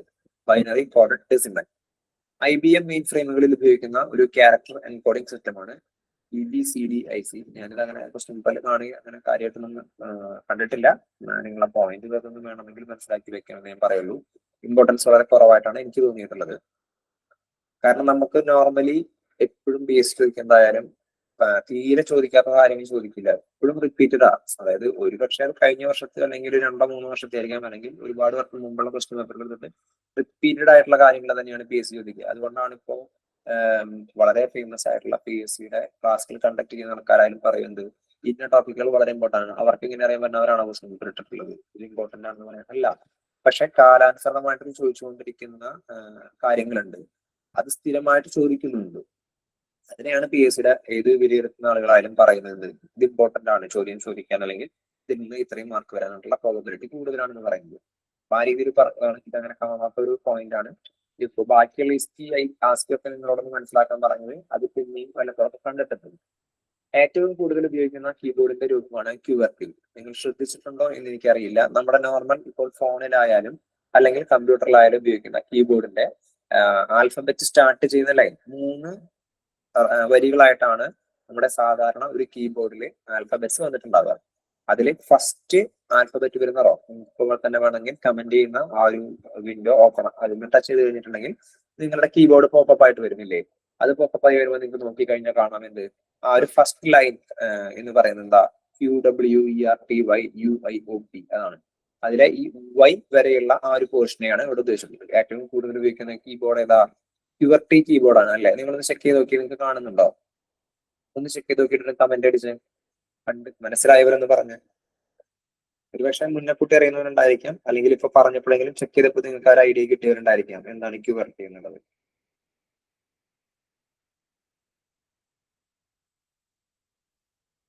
Yes, okay. അപ്പൊ നിങ്ങൾക്ക് ഒരു ഐഡിയ കിട്ടിയെന്ന് മനസ്സിലാക്കുന്നു. ഒരു കമ്പ്യൂട്ടറിലെ കീബോർഡിലെ ഇടത്തെ അറ്റത്ത് മുകളിലായി കാണപ്പെടുന്ന കീ ആണ് എസ്കേപ്പ് കീ എന്ന് നമ്മൾ നേരത്തെ പറഞ്ഞിരുന്നു. അതിനെ തുടർന്നിട്ടാണ് 12 ഫംഗ്ഷൻ കീസ് വരുന്നത്. കമ്പ്യൂട്ടറിൽ ഉപയോഗിക്കുന്ന ഒരു പോയിന്റിംഗ് ഉപകരണമാണ് മൗസ്. ഞാനിവിടെ മൗസ് യൂസ് ചെയ്തിട്ടാണ് നിങ്ങൾക്ക് പോയിന്റ് ചെയ്ത് കാര്യങ്ങൾ പറഞ്ഞുകൊണ്ടിരിക്കുന്നത്. മൗസ് കണ്ടുപിടിച്ചത് ഡഗ്ലസ് ഏംഗൽബർട്ട്. നേരത്തെ നമ്മൾ കീബോർഡ് കണ്ടുപിടിച്ചത് പറഞ്ഞു, ആരാണ്, ക്രിസ്റ്റഫർ ലതാം ഷുൾസ് ആണ് കണ്ടുപിടിച്ചത്. അപ്പോ കീബോർഡും മൗസും ആരാണ് കണ്ടുപിടിച്ചത് മനസ്സിലാക്കിക്കോളൂ. പിന്നെ വരുന്നതാണ് മൗസ് വികസിപ്പിച്ചെടുത്ത കമ്പനി സിറോക്സ് പാർക്ക് എന്ന് പറയുന്ന കമ്പനിയാണ്. മേ ബി ചാൻസ് കുറവായിരിക്കും, ഇൻവെന്റ് ചെയ്ത ആൾക്കാരിനായിരിക്കും കൂടുതലായിട്ടും ഫോക്കസ് ചെയ്യാൻ ചാൻസ് കൂടുതൽ. അത് വിചാരിച്ചിട്ട് മൗസ് വികസിപ്പിച്ചെടുത്ത കമ്പനി എന്ന് പറഞ്ഞിട്ട് ചോദിച്ചിട്ടുണ്ടെങ്കിൽ ഇത് ചോദിച്ചു കൂടാത്ത ഒരു സംഭവമല്ല. കാരണം കമ്പ്യൂട്ടർ എന്ന് പറയുന്നതിൽ ഉള്ള ഒരു സംഭവം തന്നെയാണ് മൗസ് വികസിപ്പിച്ചെടുത്ത കമ്പനി ഏതാണെന്നുള്ളത്. കമ്പ്യൂട്ടർ മൗസിന്റെ വേഗത അളക്കാനുള്ള യൂണിറ്റ് ആണ് Nikki's per second. Nikki's per second, അതായത് നമ്മൾ ഓരോ കാര്യങ്ങൾക്കും ഒരു യൂണിറ്റ് ഓഫ് സ്പീഡ് പറയും അല്ലെ. അതുപോലെ കമ്പ്യൂട്ടർ മൗസിന്റെ വേഗത അളക്കാനുള്ള യൂണിറ്റ് ആണ് നിക്കീസ് സെക്കൻഡ്. മോണിറ്ററിൽ കാണുന്ന വിവിധ ഐക്കൺ സെലക്ട് ചെയ്യുന്നതിനും അവയെ ചലിപ്പിക്കുന്നതിനും സഹായിക്കുന്ന ഉപകരണമാണ് മൗസ്. പ്രോഗ്രാം ഫയലുകളെയോ കമ്പ്യൂട്ടറിലെ മറ്റ് ഫംഗ്ഷനെയോ സൂചിപ്പിക്കുന്ന മോണിറ്ററിലെ ചിഹ്നങ്ങളും ചിത്രങ്ങളുമാണ് ഐക്കണുകൾ അല്ലെ. നമ്മൾ അങ്ങനെ തന്നെയല്ലേ പറയാ, ആ ഒരു ഐക്കൺ സെലക്ട് ചെയ്യുന്നൊക്കെ പറയാം. അല്ലെങ്കിൽ ആ ഒരു ഏതെങ്കിലും ഒരു പ്രോമോ അല്ലെങ്കിൽ വേറെ എന്തെങ്കിലും ഫോൾഡോ എല്ലാത്തിനും ഐക്കൺസ് ആയിട്ടാണ് സിസ്റ്റത്തിൽ എടുക്കുക. അതിനെയാണ് ഇവിടെ പറഞ്ഞിട്ടുള്ളത് പ്രോഗ്രാം ഫയലുകളെയോ കമ്പ്യൂട്ടറിലെ മറ്റ് ഫംഗ്ഷനെയോ സൂചിപ്പിക്കുന്ന മോണിറ്ററിലെ ചിഹ്നങ്ങളും ചിത്രങ്ങളുമാണ് ഐക്കണുകൾ എന്നറിയപ്പെടുന്നത്. മോണിറ്ററിലെ ഐക്കണുകൾ സെലക്ട് ചെയ്യാൻ ക്ലിക്ക് ചെയ്യുന്ന മൗസിന്റെ ബട്ടൺ, ഇത് ഇമ്പോർട്ടന്റ് ആണ് കേട്ടോ. ഇത് പലപ്പോഴും തെറ്റിക്കാറുണ്ട്. കാരണം നമ്മൾ ഇത് റൈറ്റ് ആണോ ലെഫ്റ്റ് ആണോ എന്ന് ചിന്തിക്കില്ല. നമ്മൾ ഈ ക്വസ്റ്റ്യൻ, ഈ മൗസിന്റെ ബട്ടണുമായി ബന്ധപ്പെട്ട ഒരു ക്വസ്റ്റ്യൻ എക്സാമിന് ചോദിക്കുമ്പോൾ ആദ്യമേ നമ്മൾ സിസ്റ്റത്തിന്റെ മുമ്പിലാണെങ്കിൽ എങ്ങനെയാണ് മൗസ് പിടിക്കുക എന്നുള്ളതും നമ്മുടെ ഏത് ഫിംഗർ ആണ് യൂസ് ചെയ്യുക എന്നുള്ളതും ആലോചിച്ചതിന് ശേഷം മാത്രം അതിന് ബബിൾ ചെയ്യുക. അല്ലാതെ ചാടിക്കയറി ഉത്തരം എഴുതരുത്, തെറ്റിപ്പോവാറുണ്ട് പലർക്കും. അറിയാവുന്ന പലരും പോയി തെറ്റിക്കാറുള്ള ചോദ്യമാണ്. മോണിറ്ററിലെ ഐക്കണുകൾ സെലക്ട് ചെയ്യാൻ ഉപയോഗിക്കുന്ന മൗസിന്റെ ബട്ടൺ എന്ന് പറയുന്നത് ഇടത് ബട്ടണാണ്. നമ്മൾ ഇടത് കൈ കൊണ്ട് മൗസ് പിടിക്കുന്ന അല്ല അവിടെ ഉദ്ദേശിച്ചിട്ടുള്ളത്. ഇടത് ബട്ടൺ എന്ന് ഉദ്ദേശിക്കുന്നത് നമ്മൾ ഫോർ ഫിംഗർ അല്ലെങ്കിൽ ചൂണ്ടുവിരൽ എന്ന് പറയുന്ന ഒരു വിരലുണ്ടല്ലേ, നമ്മുടെ തമ്പിന്റെ തൊട്ടപ്പുറത്തുള്ള വിരൽ, ആ വിരൽ യൂസ് ചെയ്ത് അമർത്തുന്ന ബട്ടണാണ് ഇത് ഇടത് ബട്ടൺ എന്നറിയപ്പെടുന്നത്. അടുത്ത ക്വസ്റ്റ്യൻ ഏതാ? ഷോർട്ട് കട്ട് കമാൻഡുകൾ പ്രത്യക്ഷപ്പെടാനായി ക്ലിക്ക് ചെയ്യുന്നത് ഏതാ? റൈറ്റ് ക്ലിക്ക് ചെയ്യുക അല്ലെ. നമ്മളൊന്ന് ആലോചിച്ച് നോക്കിയാൽ നമ്മൾ സിസ്റ്റത്തിൽ യൂസ് ചെയ്യുമ്പോൾ അതിന്റെ ഐക്കൺസിന്റെ മുകളിലോ അല്ലെങ്കിൽ വേറെ എന്തെങ്കിലും കാര്യങ്ങളുടെ മുകളിൽ അതിന്റെ കൂടുതലായിട്ടുള്ള ഓപ്ഷൻസ് പുറത്തേക്ക് വരാനായിട്ട് അല്ലെങ്കിൽ നമുക്ക് വിസിബിൾ ആവാനായിട്ട് യൂസ് ചെയ്യുന്നത് റൈറ്റ് ക്ലിക്ക് ചെയ്യുക. റൈറ്റ് ക്ലിക്ക് എന്ന് പറയുകയാണെങ്കിൽ മിഡിൽ ഫിംഗർ യൂസ് ചെയ്തിട്ട് അല്ലെ, മിഡിൽ ഫിംഗർ ആണ് യൂസ് ചെയ്യുക. അപ്പോൾ ഇത് രണ്ട് രീതിയിൽ ചോദിക്കാം. ഒരുപക്ഷെ ഈ ഇടത് ബട്ടൺ യൂസ് ചെയ്യാനായിട്ട് ഏത് ഫിംഗറാ യൂസ് ചെയ്യാന്ന് ചോദിച്ചിട്ടുണ്ടെങ്കിൽ അത് ചൂണ്ടുവിരലാണ്. അതുപോലെ തന്നെ അല്ലെങ്കിൽ ഫോർ ഫിംഗർ എന്ന് പറയും. പിന്നെ വരുന്നത് റൈറ്റ് ക്ലിക്ക് ചെയ്യാനായിട്ട് യൂസ് ചെയ്യുന്നത് ഏതാ? മിഡിൽ ഫിംഗറാണ് യൂസ് ചെയ്യുന്നത് അല്ലെ. ഈ രണ്ട് കാര്യം ഇന്ന് മനസ്സിലാക്കി വെക്കാൻ കേട്ടോ. പ്രത്യേകിച്ച് അതൊന്ന് ചിന്തിക്കുക, അതിനുശേഷം മാത്രം ആൻസർ ചെയ്യും. നിങ്ങൾക്ക് അറിയാവുന്ന കാര്യങ്ങളാണ്, സിസ്റ്റം യൂസ് ചെയ്യുന്ന അന്നൂട്ട് നമ്മൾ ചെയ്തുകൊണ്ടിരിക്കുന്ന കാര്യമാണ്. ഇതിലൊന്നും തെറ്റ് വരുത്തുന്നതല്ല, പക്ഷെ നമ്മൾ ആ ഒരു സമയത്ത് ചിന്തിക്കാതെ എഴുതിയിട്ട് തെറ്റുകൾ വരുത്താം. അതുകൊണ്ട് അതൊന്ന് പ്രത്യേകം മനസ്സിലാക്കി വെക്കുക. ലാപ്ടോപ്പ് കമ്പ്യൂട്ടറുകളിലെ പോയിന്റിങ്ങിനായിട്ട് ഉപയോഗിക്കുന്നതാണ് ടച്ച് പാഡ്. നമുക്ക് അറിയാവുന്നതല്ലേ, ടച്ച് പാഡ് യൂസ് ചെയ്തിട്ട് ഇങ്ങനെ ഫിംഗർ കൊണ്ട് ചലിപ്പിക്കും. അതല്ലാതെ മൗസ് ആയിട്ട് നമുക്ക് ലാപ്ടോപ്പിന് വരുന്നില്ല. കമ്പ്യൂട്ടറിൽ മൗസിന് പകരമായി ഉപയോഗിക്കാവുന്ന ഒരു പോയിന്റ് ഉപകരണമാണ് ട്രാക്ക് ബോൾ എന്ന് പറയപ്പെടുന്നത്. മൗസിന് പകരമായിട്ട് ഓൾട്ടർനേറ്റീവ് ആയിട്ട് യൂസ് ചെയ്യുന്ന ഒരു ഡിവൈസ് ആണ് ട്രാക്ക് ബോൾ എന്ന് പറയുന്നത്. മത്സര പരീക്ഷകളിലെ മൂല്യനിർണ്ണയം നടത്താൻ ഉപയോഗിക്കുന്ന സംവിധാനമാണ് OMR. നമുക്കറിയാവുന്നതാണ്, സ്റ്റാർട്ടിങ്ങിൽ ഞാൻ പറഞ്ഞിരുന്നു. OMR എന്നാൽ ഒപ്റ്റിക്കൽ മാർക്ക് റീഡർ എന്നാണ്. വ്യത്യസ്ത രീതിയിലുള്ള കറുപ്പും വെളുപ്പും വരകളായി ഡാറ്റ കോഡിംഗ് ചെയ്യുന്ന രീതിയാണ് ബാർ കോഡിംഗ്. നമ്മൾ കടകളിലും മറ്റും പർച്ചേസ് ചെയ്യുമ്പോൾ ബാർ കോഡിംഗ് സംവിധാനം ഉപയോഗിക്കുന്നതിനെ കുറിച്ചിട്ടും നേരത്തെ പറഞ്ഞിരുന്നു. പ്രിന്റ് ചെയ്ത ബ്ലാക്ക് അല്ലെങ്കിൽ വൈറ്റ് വരകളെ ബാർ കോഡ്സ് എന്ന് പറയുന്നുണ്ട്. ഡീകോഡിംഗ് സമയത്ത് ഇവയെ നമ്പർ ആക്കി മാറ്റുന്ന ഉപകരണമാണ് ബാർകോഡ് റീഡർ. ഓക്കെ, ഈ വരുന്ന പോർഷൻ ഞാനിപ്പോ ഒന്ന് പെട്ടെന്ന് വായിച്ചു പോവാം, പക്ഷെ അതിൽ നിങ്ങൾ പഠിച്ചോളൂ. എക്സാമിന് ഷോർട്ട് കട്ട് അതുപോലെ തന്നെ വരാറുള്ളതാണ്. അതുകൊണ്ട് ഇതിന്റെ പ്രാധാന്യം വളരെ കൂടുതലാണ്. ഇവിടെ കുറച്ച് മെയിൻ ആയിട്ടുള്ള ഷോർട്ട് കട്ട്സ് ആണ് കൊടുത്തിട്ടുള്ളത്. സ്ഥിരമായി ഉപയോഗിക്കുന്നവർക്ക് കുറെയൊക്കെ ഷോർട്ട് കട്ട്സ് അറിയുന്നുണ്ടാവും. അറിയാത്തവരത് കാണാപ്പാടം പഠിക്കുക തന്നെ വേണ്ടി വരും. അപ്പൊ കുറച്ചൊരു ഇറിറ്റേറ്റഡ് ആയിരിക്കും. കാരണം എന്താ വെച്ചാൽ എക്സ് എന്താണ്, സി എന്നൊക്കെ പറയുമ്പോൾ കുറച്ച് അറിയാവുന്നവർക്ക് അത് ഈസി ആയിരിക്കും. ഞാനിത് കുറച്ചും കൂടി ഒരു എക്സാമ്പിൾ സഹിതം പറഞ്ഞുതരാം, ഒന്നും കൂടി നിങ്ങൾക്ക് ക്യാച്ച് ചെയ്യാൻ പറ്റും. വേർഡ് ഫയൽ യൂസ് ചെയ്യുന്ന ആൾക്കാരുണ്ടോ? ഒരു word file, micro processor word file, MS word എന്നൊക്കെ പറയും.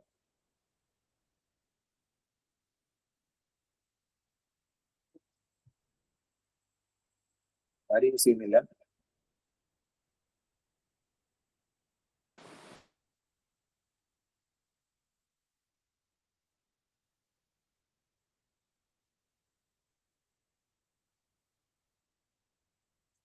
വേർഡ് ഫയൽ യൂസ് ചെയ്യുന്നില്ല. വേർഡ് ഫയൽ നമ്മുടെ ബേസിക് ആയിട്ട് പറഞ്ഞു കഴിഞ്ഞിട്ടുണ്ടെങ്കിൽ കുറച്ച് ഡാറ്റ ഉള്ള ഒരു ഫയൽ, അതായത് PDF അല്ല ഉദ്ദേശിക്കുന്നത്.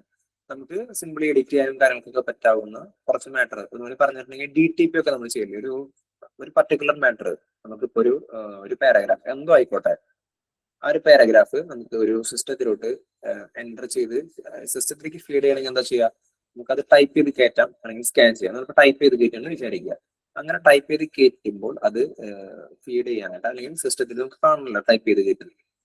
ഇത് ഞാൻ ഈ ലെവലിൽ പറയുന്നത് നിങ്ങൾ ഇതൊന്നും അറിയില്ല എന്ന് പറഞ്ഞുകൊണ്ടാണ്. എനിക്ക് തോന്നുന്നു അത് വേർഡ് ഫയൽ ഒന്നും അതിന് ഇൻഡെപ്ത് അറിയേണ്ട ആവശ്യമുള്ള ആൾക്കാരായിരിക്കില്ല. അതുകൊണ്ടായിരിക്കും ബേസിക് ആയിട്ടുള്ള എന്തെങ്കിലും പ്രിന്റോ കാര്യങ്ങളൊക്കെ മാത്രം യൂസ് ചെയ്യുന്ന ആൾക്കാരായിരിക്കും മെജോറിറ്റി എന്ന് തോന്നുന്നു. അതുകൊണ്ടാണ് അങ്ങനെ പറയുന്നത്. അപ്പോൾ അത്തരത്തില് കാര്യങ്ങളൊക്കെ ഫീഡ് ചെയ്യാനായിട്ട് യൂസ് ചെയ്യുന്ന എക്സൽ പോലത്തെയാണ് MS വേർഡ്, MS എക്സൽ എന്നൊക്കെ തന്നെ പറയാം. അതില് എക്സൽ പോലെയല്ല, എക്സൽ കൂടുതലും കാൽക്കുലേഷൻ കാര്യങ്ങൾക്ക് വേണ്ടിയിട്ട് യൂസ് ചെയ്യുന്നത്. കുറെ സെല്ലുകളായിട്ടുള്ള ഒരു ആപ്ലിക്കേഷൻ ആണ് എക്സൽ എന്ന് പറയപ്പെടുന്നത്. പക്ഷെ വേർഡ് ഫയൽ എന്ന് പറയുന്നത് നേരെ ഓപ്പോസിറ്റ്. വേർഡ് എന്ന് പറഞ്ഞാൽ തന്നെ എന്താ? വാക്ക് എന്ന് അർത്ഥമല്ലേ. ഒരുപാട് വാക്കുകളെ ഫീഡ് ചെയ്യാനായിട്ടുള്ള ഒരു ഇതാണ്. അതെ, വേർഡും എക്സലും അത് രണ്ടുപേരും ഈ പറയുന്ന പോലെ ചേട്ടനമനിയും പോലുള്ളതാണ്. വേർഡ് എന്ന് പറയുന്നത് നമുക്ക് എന്തെങ്കിലും പാസേജ് റിലേറ്റഡ് അല്ലെങ്കിൽ അത്തരത്തിലുള്ള വേർഡ് റിലേറ്റഡ് ആയിട്ടുള്ള കാര്യങ്ങൾ ചെയ്യുന്നതാണ് വേർഡ് ഫയൽ എന്ന് പറയുന്നത്. മറ്റത് പറയുന്നത് കാൽക്കുലേഷൻ റിലേറ്റഡും അങ്ങനത്തെ കാര്യങ്ങൾ, ടേബിളർ കോളംസ് അങ്ങനത്തെ കാര്യങ്ങൾക്ക് വേണ്ടിയിട്ടാണ് എക്സൽ ഫയൽ യൂസ് ചെയ്യുക. അപ്പോൾ ആ ഒരു വേർഡ് ഫയലിനെ കുറിച്ചിട്ട് ഞാൻ പറയുന്നത്. എക്സലിലും ഉണ്ട്. കുറച്ചും കൂടി സിമ്പിൾ ആയിട്ട് മനസ്സിലാക്കുന്നത് വേർഡ് ഫയൽ ആണെന്ന് തോന്നുന്നതുകൊണ്ടാണ് ഞാൻ വേർഡ് ഫയലിനെ എക്സാമ്പിൾ ആക്കി എടുത്ത് പറയുന്നത്. അതിലിപ്പോ നമുക്കൊരു പർട്ടിക്കുലർ ഏരിയ, ഒരു പാരഗ്രാഫ് നമ്മൾ അതിലോട്ട് എൻ്റർ ചെയ്തിട്ടുണ്ട്. പക്ഷെ നെക്സ്റ്റ് അതിലത്ത് തന്നെ കുറെ ലൈൻസ് നമുക്ക് റിപ്പീറ്റഡ് ആയിട്ട് വീണ്ടും വേണമെങ്കിൽ എന്ത് ചെയ്യാം? ഒന്നുകിൽ നമുക്കത് ടൈപ്പ് ചെയ്യാം. അത് പക്ഷെ കോംപ്ലിക്കേഷൻ ആണ്, സമയം കൂടുതൽ പോകുന്ന ഒരു സംഭവമാണ്. അപ്പൊ നമുക്ക് ചെയ്യാൻ പറ്റുന്ന ഒരു കാര്യമാണ് എന്ത് കൺട്രോൾ എക്സ്. കൺട്രോൾ എക്സ് എന്ന് പറഞ്ഞാൽ എന്താ, ആ ഒരു പർട്ടിക്കുലർ ഏരിയനെ മൗസ് യൂസ് ചെയ്ത് സെലക്ട് ചെയ്യുക, അതിനുശേഷം കൺട്രോൾ എക്സ് എന്ന് പറയാം. കൺട്രോൾ എക്സ് എന്ന് പറഞ്ഞാൽ കട്ട് ചെയ്തെടുക്കുകയാണ് കേട്ടോ, കോപ്പി അല്ല, കട്ടാണ്. അവിടെ നമുക്കത് കൊടുത്തു കഴിഞ്ഞിട്ടുണ്ടെങ്കിൽ അത്രയും പോർഷൻ അവിടെ ബ്ലാങ്ക് ആയി പോകും. അവിടെ നിന്നുള്ള ഡാറ്റ ഫുൾ ആയിട്ട് കട്ട് ചെയ്തെടുക്കും. കട്ട് ചെയ്തെടുത്തതിന് ശേഷം അത് വേറൊരു സ്ഥലത്ത് എവിടെയെങ്കിലും നമുക്ക് കൊണ്ടുപോയി അവിടെ നമുക്ക് കഴ്സർ എന്ന് പറഞ്ഞാൽ എന്താ, നമ്മുടെ മൗസ് പോയിന്ററിന്റെ ആ ഒരു ലൈൻ വരുന്നുണ്ടല്ലോ, അതിനെയാണ് കഴ്സർ എന്ന് പറയാം. മൗസ് പോയിന്റർ അല്ല, അത് നമ്മൾ കൊണ്ടുപോയി എവിടെയെങ്കിലും വെച്ച് ടൈപ്പ് ചെയ്യാൻ പറ്റുന്ന ഒരു ലൈൻ ബ്ലിങ്ക് ചെയ്ത് നിൽക്കും. ശ്രദ്ധിച്ചിട്ടുണ്ടാവും എന്ന് വിചാരിക്കുന്നു. ഇല്ലെങ്കിൽ നിങ്ങൾ ഇന്ന് തന്നെ ക്ലാസ് കഴിയുമ്പോൾ എല്ലാവരുടെയും കയ്യിൽ ഒരു സിസ്റ്റം ഉണ്ടാവും എന്ന് വിചാരിക്കുന്നു, ലാപ്ടോപ്പോ ഡെസ്ക്ടോപ്പോ എന്തെങ്കിലും. ഒരു വേർഡ് ഫയൽ ഒന്ന് ഓപ്പൺ ചെയ്യുക, അത് കഴിഞ്ഞിട്ട് ഈ പറയുന്ന ഫംഗ്ഷൻസ് ഒക്കെ ഒരു പാസേജ് ടൈപ്പ് ചെയ്യുക, എന്നിട്ട് കോപ്പി ചെയ്യുക, പേസ്റ്റ് ചെയ്ത് വെക്കുക. അങ്ങനത്തെ കാര്യങ്ങൾ ഒരു പ്രാക്ടിക്കൽ ക്ലാസ് പോലെ ചെയ്ത് കഴിഞ്ഞിട്ടുണ്ടെങ്കിൽ പിന്നെ ഒന്നും മറന്നു പോകില്ല. അറിയാത്ത ആൾക്ക് വേണ്ടി മാത്രമാണ് പറയുന്നത്. അറിയാവുന്ന ആൾക്കാരുണ്ടെങ്കിൽ ഈ പറയുന്ന കാര്യങ്ങൾ പൂർണ്ണമായും നെഗ്ലക്ട് ചെയ്യുക. ഒന്നും മനസ്സിലാക്കേണ്ട ആവശ്യമില്ല, നിങ്ങൾക്ക് അറിയാവുന്ന കാര്യങ്ങളായിരിക്കും. ഇത് ഞാൻ നിങ്ങളെ കളിയാക്കി പറഞ്ഞതല്ല. ബേസിക് ആയിട്ട് കമ്പ്യൂട്ടർ അറിയാവുന്ന ആളുകൾക്കൊക്കെ ഇത് പെട്ടെന്ന് പറയുമ്പോൾ ഭയങ്കര ഒരു ആവർത്തന വിരസത ഫീൽ ചെയ്യുന്നുണ്ടാവാം. അതുകൊണ്ടാണ് പറഞ്ഞത്. പക്ഷെ അറിയാത്തവരെ സംബന്ധിച്ചിടത്തോളം ഇത് വലിയൊരു ഇതെന്താ പറയുന്നത് മനസ്സിലാവാത്തൊരു സിറ്റുവേഷനും ഉണ്ടായിരിക്കും. അതുകൊണ്ടാണ് അങ്ങനെ പറഞ്ഞത്. ഇനിവേ ഞാൻ ഇതിനെ കുറിച്ചൊന്ന് പെട്ടെന്ന് പറഞ്ഞു പോവാണ്. കൺട്രോൾ എക്സ് എന്ന് പറഞ്ഞിട്ടുണ്ടെങ്കിൽ കട്ട് ചെയ്യാനായിട്ട് യൂസ് ചെയ്യുന്നത്. ആ കട്ട് ചെയ്ത മാറ്ററിനെ തന്നെ ഒന്ന് മനസ്സിലാക്കിക്കോളൂ. അതിനെ ഒരു സ്ഥലത്ത് കൊണ്ടുപോയിട്ട് പേസ്റ്റ് ചെയ്യണമെങ്കിലുള്ളതാണ് കൺട്രോൾ വി എന്ന് പറയുന്നത്. ഈ കൺട്രോൾ വി കട്ട് ചെയ്ത് കഴിഞ്ഞാലും കോപ്പി ചെയ്ത് കഴിഞ്ഞാലും ഉള്ളത് കോമൺ ഫംഗ്ഷൻ ആണ്. കൺട്രോൾ വി പേസ്റ്റ് എന്ന് പറയുന്ന ഫംഗ്ഷനാണ്. അത് കഴിഞ്ഞിട്ടുണ്ടെങ്കിൽ അടുത്ത് വരുന്നതാണ് കൺട്രോൾ ഓൾട്ട്. നേരത്തെ നമ്മൾ പറഞ്ഞു ഒരു വേർഡ് ഫയലിൽ നമ്മളൊരു പാസേജ് അല്ലെങ്കിൽ ഒരു പാരഗ്രാഫാണ് ടൈപ്പ് ചെയ്തിട്ട് വെച്ചിട്ടുള്ളത്. ഈ ടൈപ്പ് ചെയ്ത് വെച്ചിട്ടുള്ള പാരഗ്രാഫിനെ പൂർണ്ണമായിട്ടും സെലക്ട് ചെയ്യുന്നതിനായിട്ട് ഉപയോഗിക്കുന്ന ഫംഗ്ഷൻ, അതിനെയാണ് കൺട്രോൾ എ എന്ന് പറയുന്നത്. Select all. നമ്മളിപ്പോൾ മൗസ് യൂസ് ചെയ്യാതെ തന്നെ ജസ്റ്റ് കീബോർഡിൽ കൺട്രോൾ എ എന്ന് പറയുന്നത് ഒന്ന് ഒരുമിച്ച് അമർത്തി കഴിഞ്ഞിട്ടുണ്ടെങ്കിൽ ആ ഒരു പാസേജ് പൂർണ്ണമായും മൊത്തത്തിൽ സെലക്ട് ആവും. അതാണ് സെലക്ട് ഓൾ. പിന്നെ വരുന്നതാണ് കൺട്രോൾ എച്ച്. എന്തെങ്കിലും ഒരു ഡാറ്റ റീപ്ലേസ് ചെയ്യുന്ന ഒരു കേസ് വരുമ്പോഴാണ് കൺട്രോൾ എച്ച് എന്ന് പറയുന്നത് യൂസ് ചെയ്യുന്നത്. കൺട്രോൾ എഫ് എന്ന് പറയുന്നത് ഫൈൻഡ്. കൺട്രോൾ എഫ് ഒരു വലിയൊരു പാസേജ് ആണ്, അല്ലെങ്കിൽ ഒരു എക്സൽ ഫയൽ ആണ്. അങ്ങനത്തെ ഒക്കെ ഒരു ഫയലിൽ ഒരു 10-500 സെൽസ് അല്ലെങ്കിൽ 500 റോസ് ഉള്ള ഒരു എക്സൽ ഫയലോ, അതേസമയം ഒരുപാട് വേർഡ്സ് ഉള്ള ഒരു വേർഡ് ഫയലോ ആണെങ്കിൽ നിങ്ങളൊരു പർട്ടിക്കുലർ ഒരു വേർഡ് അതിൽ നിന്ന് കണ്ടുപിടിക്കാൻ പറഞ്ഞു കഴിഞ്ഞിട്ടുണ്ടെങ്കിൽ നമുക്കറിയാം സിംപിൾസിലി ഇത് കണ്ടുപിടിക്കാൻ എളുപ്പമായിരിക്കില്ല. ഒരു സൈഡിൽ നിന്ന് ഇങ്ങനെ വായിച്ചു കണ്ടുപിടിക്കല്. അപ്പൊ അത്തരത്തിലുള്ള സമയങ്ങളിൽ കൺട്രോൾ ക്ലിക്ക് ചെയ്ത് കഴിഞ്ഞിട്ടുണ്ടെങ്കിൽ, ഇതിപ്പോ വേർഡ് ഫയലും എക്സലിലും മാത്രം അല്ലാട്ടോ, ഒരു സിസ്റ്റം ബേസ്ഡ് ആയിട്ടുള്ള കോമൺ ഷോർട്ട് കീസ് ആണ്. അതെവിടെയും നമുക്ക് യൂസ്ഫുൾ ആയിരിക്കും. പക്ഷെ ഞാനിത് ഇതുമായി ബന്ധപ്പെടുത്തി പറയാൻ കാരണം കുറച്ചും കൂടി അതൊരു നിങ്ങൾക്ക് അറിയാവുന്ന ആൾക്കാരുണ്ടെങ്കിൽ പെട്ടെന്ന് മനസ്സിലാക്കാനായിട്ടാണ്. അപ്പൊ അത്തരത്തിലുള്ള കാര്യങ്ങളെ കണ്ടെത്തുന്നതിനായിട്ട് ഉപയോഗിക്കുന്ന ഷോർട്ട് കീ ആണ് control F. F for find, കണ്ടെത്താനായിട്ട്. കൺട്രോൾ ജി ഗോ ടു, എന്തെങ്കിലും ഒരു പർട്ടിക്കുലർ ആപ്ലിക്കേഷനിലൊക്കെ വേറെ എന്തെങ്കിലും കാര്യങ്ങൾക്ക് പോകാനായിട്ടുള്ള ഒരു ഡയറക്റ്റ് ചെയ്യുന്ന ഒരു ഷോർട്ട് കീ ആണ് കൺട്രോൾ ജി ഗോ ടു എന്ന് പറയുന്നത്. എന്തെങ്കിലും ഒരു ഫയലില് അല്ലെങ്കിൽ പ്രത്യേകിച്ച് ഇപ്പൊ നമ്മൾ പറഞ്ഞുകൊണ്ടിരുന്ന വേർഡ് ഫയലോ അങ്ങനെ എന്തെങ്കിലും ഒരു ഫയലില് നമ്മൾ ഒരു കാര്യം ചെയ്തു, പക്ഷെ ഒരു ഡിലീറ്റ് ആയിരിക്കാം. ഡിലീറ്റ് ചെയ്തപ്പോഴാണ് അയ്യോ അത് ഡിലീറ്റ് ചെയ്യാൻ പാടില്ലാത്ത സംഭവമായിരുന്നു മനസ്സിലാവുന്നത്. അപ്പൊ അങ്ങനെ ചെയ്തു കഴിഞ്ഞ സാധനത്തിന് അൺഡു, അതായത് ചെയ്യാത്ത, ഡു എന്ന് പറഞ്ഞാൽ ചെയ്തു, അൺഡു എന്ന് പറഞ്ഞാൽ ചെയ്യാതിരിക്കുക, ഇത് റിവേഴ്സ് ചെയ്യുക. ആ പരിപാടിക്കാണ് കൺട്രോൾ സെഡ് യൂസ് ചെയ്യുക. ഓക്കെ. കൺട്രോൾ വൈ എന്ന് പറയുന്നത് റീഡു. എന്തെങ്കിലും ഇപ്പൊ ഒരു സംഭവം ചെയ്തു അതിനെ വീണ്ടും ചെയ്യുന്നതിനായിട്ടാണ് റീഡു ഫംഗ്ഷൻ യൂസ് ചെയ്യുക. രണ്ടും ഓപ്പോസിറ്റ് ആണ്, അതായത് അൺഡു ആൻഡ് റീഡു, അങ്ങനെയാണ് ഫംഗ്ഷൻസ് വരിക. അടുത്തായിട്ട് വരുന്നതാണ് control D to open font dialog box in M S Word. ഇത് എം എസ് വേർഡിന് സ്പെഷ്യൽ ആയിട്ട് പറഞ്ഞിട്ടുണ്ട്. എം എസ് വേർഡിൽ വരുന്ന ഒരു ഫംഗ്ഷൻ ആണ് കൺട്രോൾ ഡി. മേ ബി ഇത് കോമൺ ആയിട്ടുള്ളതല്ല, അതുകൊണ്ടാണ് അങ്ങനെ പറഞ്ഞിട്ടുള്ളത്. ഓൾട്ട് F4, എന്തെങ്കിലും ഒരു ടാബിൽ നിന്നും എക്സിറ്റ് ചെയ്ത് പോകുന്നതിനാണ് ഓൾട്ട് F4 എന്ന് പറയുന്ന ഷോർട്ട് കീ യൂസ് ചെയ്യുന്നത്. അടുത്ത് ഓൾട്ട് ടാബ് ആണ്, സ്വിച്ച് ബിറ്റ്വീൻ മിനിമൈസ്ഡ് ആപ്ലിക്കേഷൻസ്. അതായത് ഒരു രണ്ടോ മൂന്നോ ഫയൽസ് ഒക്കെ ഞാൻ ഓപ്പൺ ചെയ്ത് വെച്ചിട്ടുണ്ടെങ്കിൽ അതിൽ നമുക്കിപ്പോ ഓരോ ഫയൽസ് ഇങ്ങനെ സ്വിച്ച് ചെയ്ത് പോവാം. ഈ ഫയലല്ല, എനിക്ക് അടുത്തിലോട്ട് മാറണം. അപ്പൊ ഞാനത് മിനിമൈസ് ചെയ്ത് വീണ്ടും അടുത്തതിന്റെ മുകളിൽ പോയിട്ട് മൗസിന്റെ മാക്സിമൈസ് ബട്ടൺ അമർത്താൽ എന്നുണ്ടെങ്കിൽ താഴെ നിന്നത് എടുത്ത് ഓപ്പൺ ചെയ്യാം. അങ്ങനെ ചെയ്യേണ്ട ആവശ്യമില്ലാതെ സ്വിച്ച് ചെയ്ത് പെട്ടെന്ന് കിട്ടാനായിട്ടുള്ള ഷോർട്ട് കീ ആണ് ഓൾട്ട് F4. അടുത്ത് F5, അത് റിഫ്രഷ് ചെയ്യാനുള്ളതാണ്. സിസ്റ്റം റിഫ്രഷ് ചെയ്യും നമ്മുടെ ഇടയ്ക്ക് അല്ലെ, സ്ക്രീനിൽ നമുക്ക് ഹോം ബട്ടണിൽ പോയിട്ട് റിഫ്രഷ് ചെയ്യാൻ പറ്റും. അപ്പൊ നിങ്ങൾക്ക് ഞാനൊരു ജസ്റ്റ് ഒന്ന് കാണിച്ചു തരാം. അപ്പൊ നിങ്ങൾക്ക് ഇത് ഹോം സ്ക്രീൻ അല്ലേ കാണുന്നത്? ആണോ? ഒന്ന് കമന്റ് ചെയ്യാമോ? ഹോം സ്ക്രീൻ അല്ലേ നിങ്ങൾക്ക് കാണുന്നത്? ഈ ഒരു സൂര്യോദയവും അതുപോലെ തന്നെ ഈ ഒരു ജലാശയം എല്ലാം കൂടി വരുന്ന ഈ ഒരു ഹോം സ്ക്രീൻ. അതെ, ഓക്കെ. അപ്പൊ ഇതിൽ ഞാനിപ്പോ റൈറ്റ് ക്ലിക്ക് ചെയ്യാണ്, കണ്ടോ? റൈറ്റ് ക്ലിക്ക് ഇവിടെ വന്നിട്ടുണ്ട്, റിഫ്രഷ് കണ്ടോ? റിഫ്രഷ് കാണുന്നുണ്ടോ?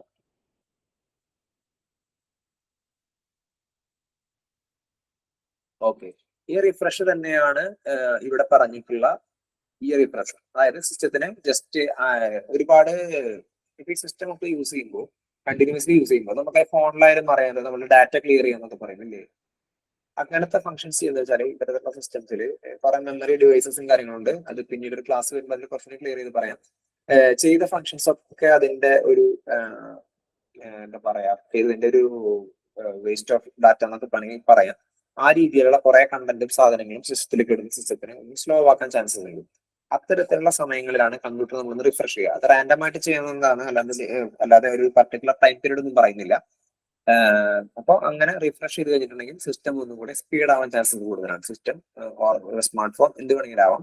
ആ ഒരു ഫംഗ്ഷനെയാണ് F5 എന്നുകൊണ്ട് ഉദ്ദേശിക്കുന്നത്. F2 rename the selected item.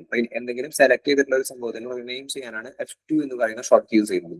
F2 എന്താ, F2 F5 നമ്മൾ നേരത്തെ പറഞ്ഞിരുന്നു കേട്ടോ. ടോട്ടല് 12 ഫംഗ്ഷൻ കീസ് ആണുള്ളത്. അതിലെ ഫംഗ്ഷൻ P എന്ന് പറയുന്ന കീയും ഫംഗ്ഷൻ 5 എന്ന് പറയുന്ന കീനെയാണ് ഇവിടെ രണ്ടും പറഞ്ഞിട്ടുള്ളത്. അടുത്താണ് ഓൾട്ട് എന്റർ എന്ന് പറയുന്നത്. View the properties of the selected item. ഒരു സെലക്ട് ചെയ്തിട്ടുള്ള ഒരു എന്തെങ്കിലും ഒരു ഐക്കണിന്റെ പ്രോപ്പർട്ടീസിനെ ഓപ്പൺ ചെയ്യാനായിട്ടുള്ളതാണ് ഓൾട്ട് എന്റർ എന്ന് പറയുന്നത്. അതായത് റൈറ്റ് ബട്ടൺ ക്ലിക്ക് ചെയ്യുന്ന അതേ എഫക്റ്റ് കിട്ടുന്ന ഒരു കീ ആണ് ഓൾട്ട് എന്റർ എന്ന് പറയുന്നത്. ഇത് രണ്ടും കൂടി ക്ലിക്ക് ചെയ്തിട്ടുണ്ടെങ്കിൽ നമുക്ക് റൈറ്റ് ക്ലിക്ക് ചെയ്യുന്നതിന്റെ അതേ എഫക്റ്റ് തന്നെയാണ് കിട്ടുക.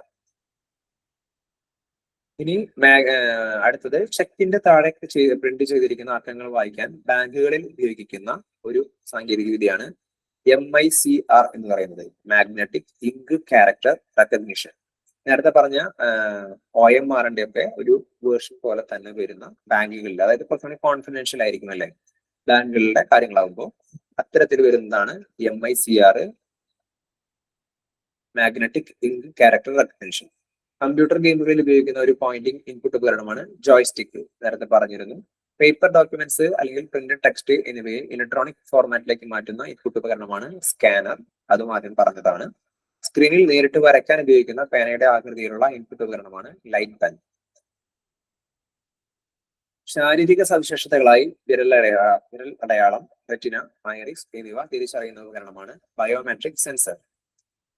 ഇനി ഇപ്പൊ ഇൻപുട്ട് ഡിവൈസസിനെ കുറിച്ചുള്ള ഒരു ബ്രീഫ് ഡാറ്റ കഴിഞ്ഞു. ഇനി അടുത്തത് ഔട്ട്പുട്ട് ഡിവൈസസ് ആണ്. ഔട്ട്പുട്ട് ഡിവൈസസിലേക്ക് കിടക്കുമ്പോൾ എന്താണ്, പ്രോസസ്സിംഗിന് ശേഷം കമ്പ്യൂട്ടറിൽ നിന്ന് ലഭിക്കുന്ന വിവരങ്ങളാണ് ഔട്ട്പുട്ട് ഡിവൈസ്. എന്റെ മുമ്പിലിരിക്കുന്ന മെയിൻ ആയിട്ടുള്ള ഒരു ഔട്ട്പുട്ട് ഡിവൈസ് ആണ്, അല്ലെങ്കിൽ കമ്പ്യൂട്ടറിന്റെ പ്രാഥമികമായിട്ടുള്ള ഔട്ട്പുട്ട് ഡിവൈസ് ആണ് എന്ത്, മോണിറ്റർ. ഔട്ട്പുട്ട് ലഭ്യമാക്കുന്ന ഉപകരണങ്ങൾ അറിയപ്പെടുന്നതാണ് ഔട്ട്പുട്ട് ഉപകരണങ്ങൾ. വിഷ്വൽ ഡിസ്പ്ലേ യൂണിറ്റ് എന്നറിയപ്പെടുന്ന കമ്പ്യൂട്ടറിന്റെ ഭാഗമാണ് മോണിറ്റർ. ഇതൊരു പക്ഷേ ഈ ലാസ്റ്റ് ഗ്രേഡ് പോലത്തെ എക്സാംസ് ചോദിച്ച് വളരെ സിമ്പിൾ ആയിട്ട് കൺഫ്യൂസിംഗ് ആക്കുന്ന ഒരു ഫാക്ടറാണ്. വിഷ്വൽ ഡിസ്പ്ലേ യൂണിറ്റ് എന്നറിയപ്പെടുന്ന കമ്പ്യൂട്ടറിന്റെ ഭാഗമാണ് മോണിറ്റർ. ഓക്കെ, പ്രധാനപ്പെട്ട ഔട്ട്പുട്ട് ഉപകരണങ്ങൾ PDU അല്ലെങ്കിൽ വിഷ്വൽ ഡിസ്പ്ലേ യൂണിറ്റ് അല്ലെങ്കിൽ മോണിറ്റർ എന്ന് പറയുന്നത്. Printer, plotter, speaker, headphone, sound video card, projector.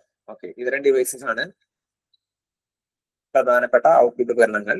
പിന്നെയും ഇന്നത്തെ അപ്ഡേറ്റഡ് ആയിട്ടുള്ള ഒരുപാട് ഗാഡ്ജറ്റ്സ് ഉണ്ടായിരിക്കും. ഇപ്പൊ ഗാഡ്ജറ്റ്സ് എന്നൊക്കെ പറഞ്ഞ് നമുക്ക് ഓൺലൈനിൽ കാണാൻ പറ്റും. അങ്ങനത്തെ ഒരുപാട് ഡിവൈസസ് ഉണ്ടായിരിക്കാം. മെയിൻ ആയിട്ടുള്ള കാര്യങ്ങളാണ് ഇവിടെ പറഞ്ഞത്. ബ്ലാക്ക് ആൻഡ് വൈറ്റ് മോണിറ്റർ അറിയപ്പെടുന്ന പേരാണ് monochrome monitor. Black and white ആയിട്ടുള്ള മോണിറ്ററിൽ കണ്ടുവന്നിരുന്നു.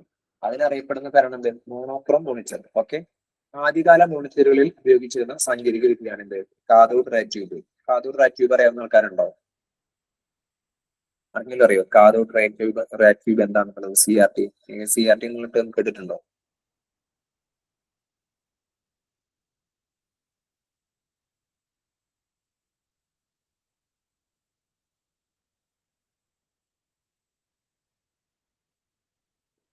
വളരെ സ്ലോ ആണല്ലോ. എല്ലാവരും സ്ക്രീൻ ഓൺ ആക്കി വെച്ചിട്ട് പോയി അവരുടെ കാര്യങ്ങൾ ചെയ്യണോ, കിടന്നുറങ്ങുകയാണോ, അതോ എന്താണ് പറ്റിയത്? ഭയങ്കര സ്ലോ ആണല്ലോ റെസ്പോൺസ്.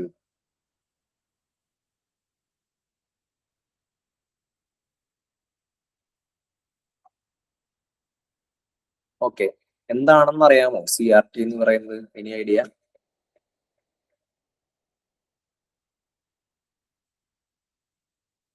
അല്ലെങ്കിൽ CRT സാങ്കേതികവിദ്യ ഉപയോഗിച്ചിട്ടുള്ള എന്തെങ്കിലും ഒരു ഡിവൈസ് എന്ന് പറയാൻ പറ്റുമോ?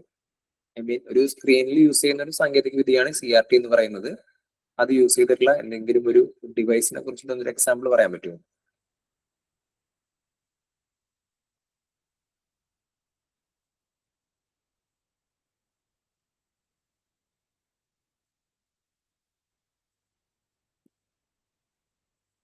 കീസ് കീസ് മനസ്സിലായില്ലെന്ന് ഉദ്ദേശിക്കുന്നത്.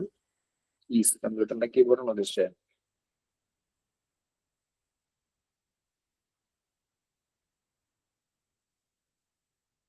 കീസ് കമ്പ്യൂട്ടറിന്റെ കീബോർഡാണ് ഉദ്ദേശിച്ചത് എനിക്ക് തോന്നുന്നു. പക്ഷെ കീബോർഡ് അല്ല, നമുക്ക് വരുന്നത് CRT എന്ന് പറയുന്ന ടേം കൊണ്ട് ഉദ്ദേശിക്കുന്നത് TVനൊക്കെയാണ് യൂസ് ചെയ്യുന്നത്. നമ്മുടെ പഴയ കാല TV കാര്യങ്ങൾ അങ്ങനത്തെയൊക്കെയാണ് CRT എന്നുള്ള ആ ഒരു കാറ്റഗറിയിൽ വരുന്നത്. CRT TVകൾ എന്ന് പറയും. CRT മോണിറ്റേഴ്സ് നമുക്ക് ആദ്യം ഉണ്ടായിരുന്നു, ബാക്കിലോട്ടൊക്കെ ഭയങ്കര ലെങ്തി ആയിട്ടുള്ള ഒരു ബോക്സ് ടൈപ്പ്. അതിനെയാണ് CRT എന്നുകൊണ്ട് ഉദ്ദേശിക്കുന്നത്. പക്ഷെ ഇന്നത്തെ ആധുനിക സാങ്കേതിക വിദ്യയിൽ ഇതിനൊക്കെ സിസ്റ്റത്തിന് മാറ്റം വന്നു. ഇപ്പോൾ യൂസ് ചെയ്തുകൊണ്ടിരിക്കുന്നത് എന്തൊക്കെയാണ്, അതിനെ കുറിച്ചാണ് അടുത്ത് പറയുന്നത്. ആധുനിക മോണിറ്ററുകൾ അറിയപ്പെടുന്ന പേരാണ് തിൻ ഫിലിം ട്രാൻസിസ്റ്റർ അല്ലെങ്കിൽ TFT എന്ന് പറയും. അതിൽ വരുന്നതാണ് ഇതൊക്കെ LCD display, LED display, OLED display എന്നൊക്കെ പറയുന്ന സാങ്കേതിക വിദ്യ. LCD എന്ന് പറഞ്ഞാൽ എന്താ, ലിക്വിഡ് ക്രിസ്റ്റൽ ഡിസ്പ്ലേനെയാണ് LCD എന്ന് പറയുന്നത്. LED എന്ന് പറയുന്നത് എന്താ, ലൈറ്റ് എമിറ്റിംഗ് ഡയോഡ്, അതാണ് LED എന്ന് പറയുന്നത്. ഇനി OLED, ഒന്നും കൂടി അപ്ഡേറ്റഡ് വേർഷൻ ആയിട്ടുള്ള OLED സ്ക്രീനുകളൊക്കെ വരുന്നുണ്ട്. OLED സ്ക്രീൻസ് എന്ന് പറഞ്ഞിട്ടുണ്ടെങ്കിൽ ഓർഗാനിക് ലൈറ്റ് എമിറ്റിംഗ് ഡയോഡ് എന്നാണ് പറയുന്നത്. ആ ഒരു സാങ്കേതിക വിദ്യയിലുള്ളതാണ്. അങ്ങനെ 3 കാറ്റഗറി, അതായത് അപ്ഡേറ്റഡ് വേർഷൻസ് വരുന്നുണ്ട്. അങ്ങനെ ഏറ്റവും കനം കുറഞ്ഞ LED സാങ്കേതിക വിദ്യയിലുള്ള TVകളാണ് ഇന്ന് വന്നുകൊണ്ടിരിക്കുന്നത്. പണ്ട് ഉപയോഗിച്ചിരുന്ന കനം കൂടിയ ഭയങ്കര ബാക്കിലോട്ട് വരുന്ന ബോക്സ് ടൈപ്പ് TVകൾ അല്ലെന്നുണ്ടെങ്കിൽ മോണിറ്ററുകളിലാണ് CRT എന്ന് പറയുന്നത്. ക്ലിയർ ആണെന്ന് വിശ്വസിക്കുന്നു. ഒരു സ്ക്രീനിൽ പ്രതിനിധാനം ചെയ്യുന്ന ഒരു ചിത്രത്തിലെ നിയന്ത്രിക്കാനാകുന്ന ഏറ്റവും ചെറിയ ഘടകത്തിനെയാണ് പിക്സൽ എന്ന് പറയുന്നത്. നമ്മൾ ഫോണുകളൊക്കെ മേടിക്കുമ്പോൾ എത്ര പിക്സൽസ് ഉണ്ടെന്നൊക്കെ ചോദിക്കുന്ന ആൾക്കാരുണ്ട്. ഭയങ്കര ടെക്നിക്കലായിട്ട് അറിയാവുന്ന കുറെ കൂടി ഫോണിനെ കുറിച്ച് തെറ്റൊരു നോളജ് ഉള്ള ആൾക്കാർ പറയാറുണ്ട്. എത്ര പിക്സലുള്ള സ്ക്രീനാണ് ചോദിക്കുന്നത്, അല്ലെങ്കിൽ റെസൊല്യൂഷൻ എത്ര ഉണ്ടെന്നൊക്കെ ചോദിക്കാറുണ്ട്. അതായത് ഒരു സ്ക്രീനിൽ പ്രതിനിധാനം ചെയ്യുന്ന നിയന്ത്രിക്കാനാകുന്ന ഏറ്റവും ചെറിയ ഘടകമാണ് പിക്സൽ എന്ന് പറയുന്നത്. അതായത് ഒരു സ്ക്രീനിന്റെ ഏറ്റവും ചെറിയൊരു പോയിന്റ് എന്ന് വേണമെങ്കിൽ പറയാം. അതിനെയാണ് പിക്സൽ എന്ന് പറയുന്നത്. ലോകത്തിലെ ഏറ്റവും ചെറിയ പിക്സലുകൾ വികസിപ്പിച്ചെടുത്ത സർവകലാശാലയാണ് കേംബ്രിഡ്ജ് സർവകലാശാല. ഒരു സ്ക്രീനിലെ ഏറ്റവും ചെറിയ ഘടകത്തെ തിരിച്ചറിയാനുള്ള സെൻസറിന്റെ കഴിവിനെ പറയുന്ന പേരാണ് റെസൊല്യൂഷൻ എന്ന് പറയുന്നത്. റെസൊല്യൂഷൻ എപ്പോഴും പറയാ എങ്ങനെയാണെന്നുള്ളതൊന്നും മനസ്സിലാക്കിക്കോളൂ. ഈ ഇൻറ്റു എന്നുള്ള ഈ ഒരു ടേം യൂസ് ചെയ്തിട്ടാണ്. അതായത് ഫോർ എക്സാമ്പിൾ 640 × 480, 800 × 600. മോണിറ്ററിലെ റെസൊല്യൂഷൻ ബന്ധപ്പെട്ടിരിക്കുന്നത് മോണിറ്ററിലെ പിക്സലുകളുടെ എണ്ണവുമായി ബന്ധപ്പെട്ടാണ്. നിങ്ങൾക്ക് ഒരു പക്ഷേ ഈ ഒരു സംഭവം പറയുമ്പോൾ മനസ്സിലാവുണ്ടാവില്ല, പക്ഷെ ഒന്നുകൂടി സിമ്പിൾ ആയിട്ട് പറഞ്ഞു തന്നു കഴിഞ്ഞാൽ നിങ്ങൾക്ക് ക്യാച്ച് ചെയ്യാൻ പറ്റുന്നുണ്ടാവും എന്ന് വിശ്വസിക്കുന്നു. റെസൊല്യൂഷൻ നിങ്ങൾ കേട്ടിട്ടുണ്ടാവുക 2K എന്നും 4K എന്നും കേട്ടിട്ടുള്ള ആൾക്കാരുണ്ട്. 2K 4K 2K ആണ് അല്ലെങ്കിൽ 4K ആണ് എന്നൊക്കെ പറഞ്ഞിട്ട് തിയേറ്ററുകളിലും അതുപോലെ തന്നെ എന്തെങ്കിലും വീഡിയോസ് ഫ്ലാഷ് ചെയ്യുമ്പോൾ അപ്പോഴൊക്കെ വരുന്ന ഒരു പോപ്പപ്പ് ആണ് 4K എന്ന് പറയുന്നത്, അല്ലെങ്കിൽ 2K.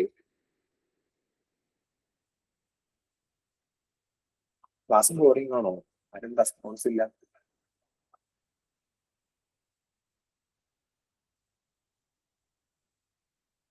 ഓക്കെ ഓക്കെ ഇല്ല. നിങ്ങൾ ഇനി മുതൽ എപ്പോഴെങ്കിലും തിയേറ്ററുകളിലോ അല്ലെന്നുണ്ടെങ്കിൽ അങ്ങനെ എവിടേക്കെങ്കിലും നിങ്ങൾ പോകുമ്പോൾ പ്രത്യേകിച്ച് തിയേറ്ററുകളൊക്കെ സ്റ്റാർട്ടിങ്ങിൽ എഴുതി കാണിക്കും എത്രയാണ് സ്ക്രീനിന്റെ ആ ഒരു റെസൊല്യൂഷൻ എന്നുണ്ടെങ്കിൽ ആ ഒരു രീതിയിൽ 4K അല്ലെങ്കിൽ ആ രീതിയിൽ പറയും. ഇപ്പൊ നമ്മൾ HD എന്ന് കേട്ടിട്ടുണ്ടാവും. ഈ HD എന്ന് പറയുന്നതും ഇതൊക്കെ പറയുന്നത് ഹൈ ഡെഫിനേഷൻ എന്നൊക്കെ പറയുന്നത് ഓരോ റെസൊല്യൂഷൻസിനെ ബേസ് ചെയ്ത് വരുന്ന വേർഡ്സ് ആണ്. HD, 2K, full HD, 4K ഇങ്ങനെയൊക്കെ പറയുന്നത് 4000 പിക്സൽസ് അങ്ങനെ റിലേറ്റ് ചെയ്ത് വരുന്നതാണ് ഈ 4K അങ്ങനെയൊക്കെ പറയുന്ന ടേംസ്. ആ റെസൊല്യൂഷൻസിന്റെ മെയിൻ ആയിട്ടുള്ള കുറച്ച് റെസൊല്യൂഷൻ നമ്പറുകളാണ് അവിടെ പറഞ്ഞിട്ടുള്ളത്. ഇത് നിങ്ങൾക്ക് പഠിക്കേണ്ട ആവശ്യമൊന്നുമില്ല.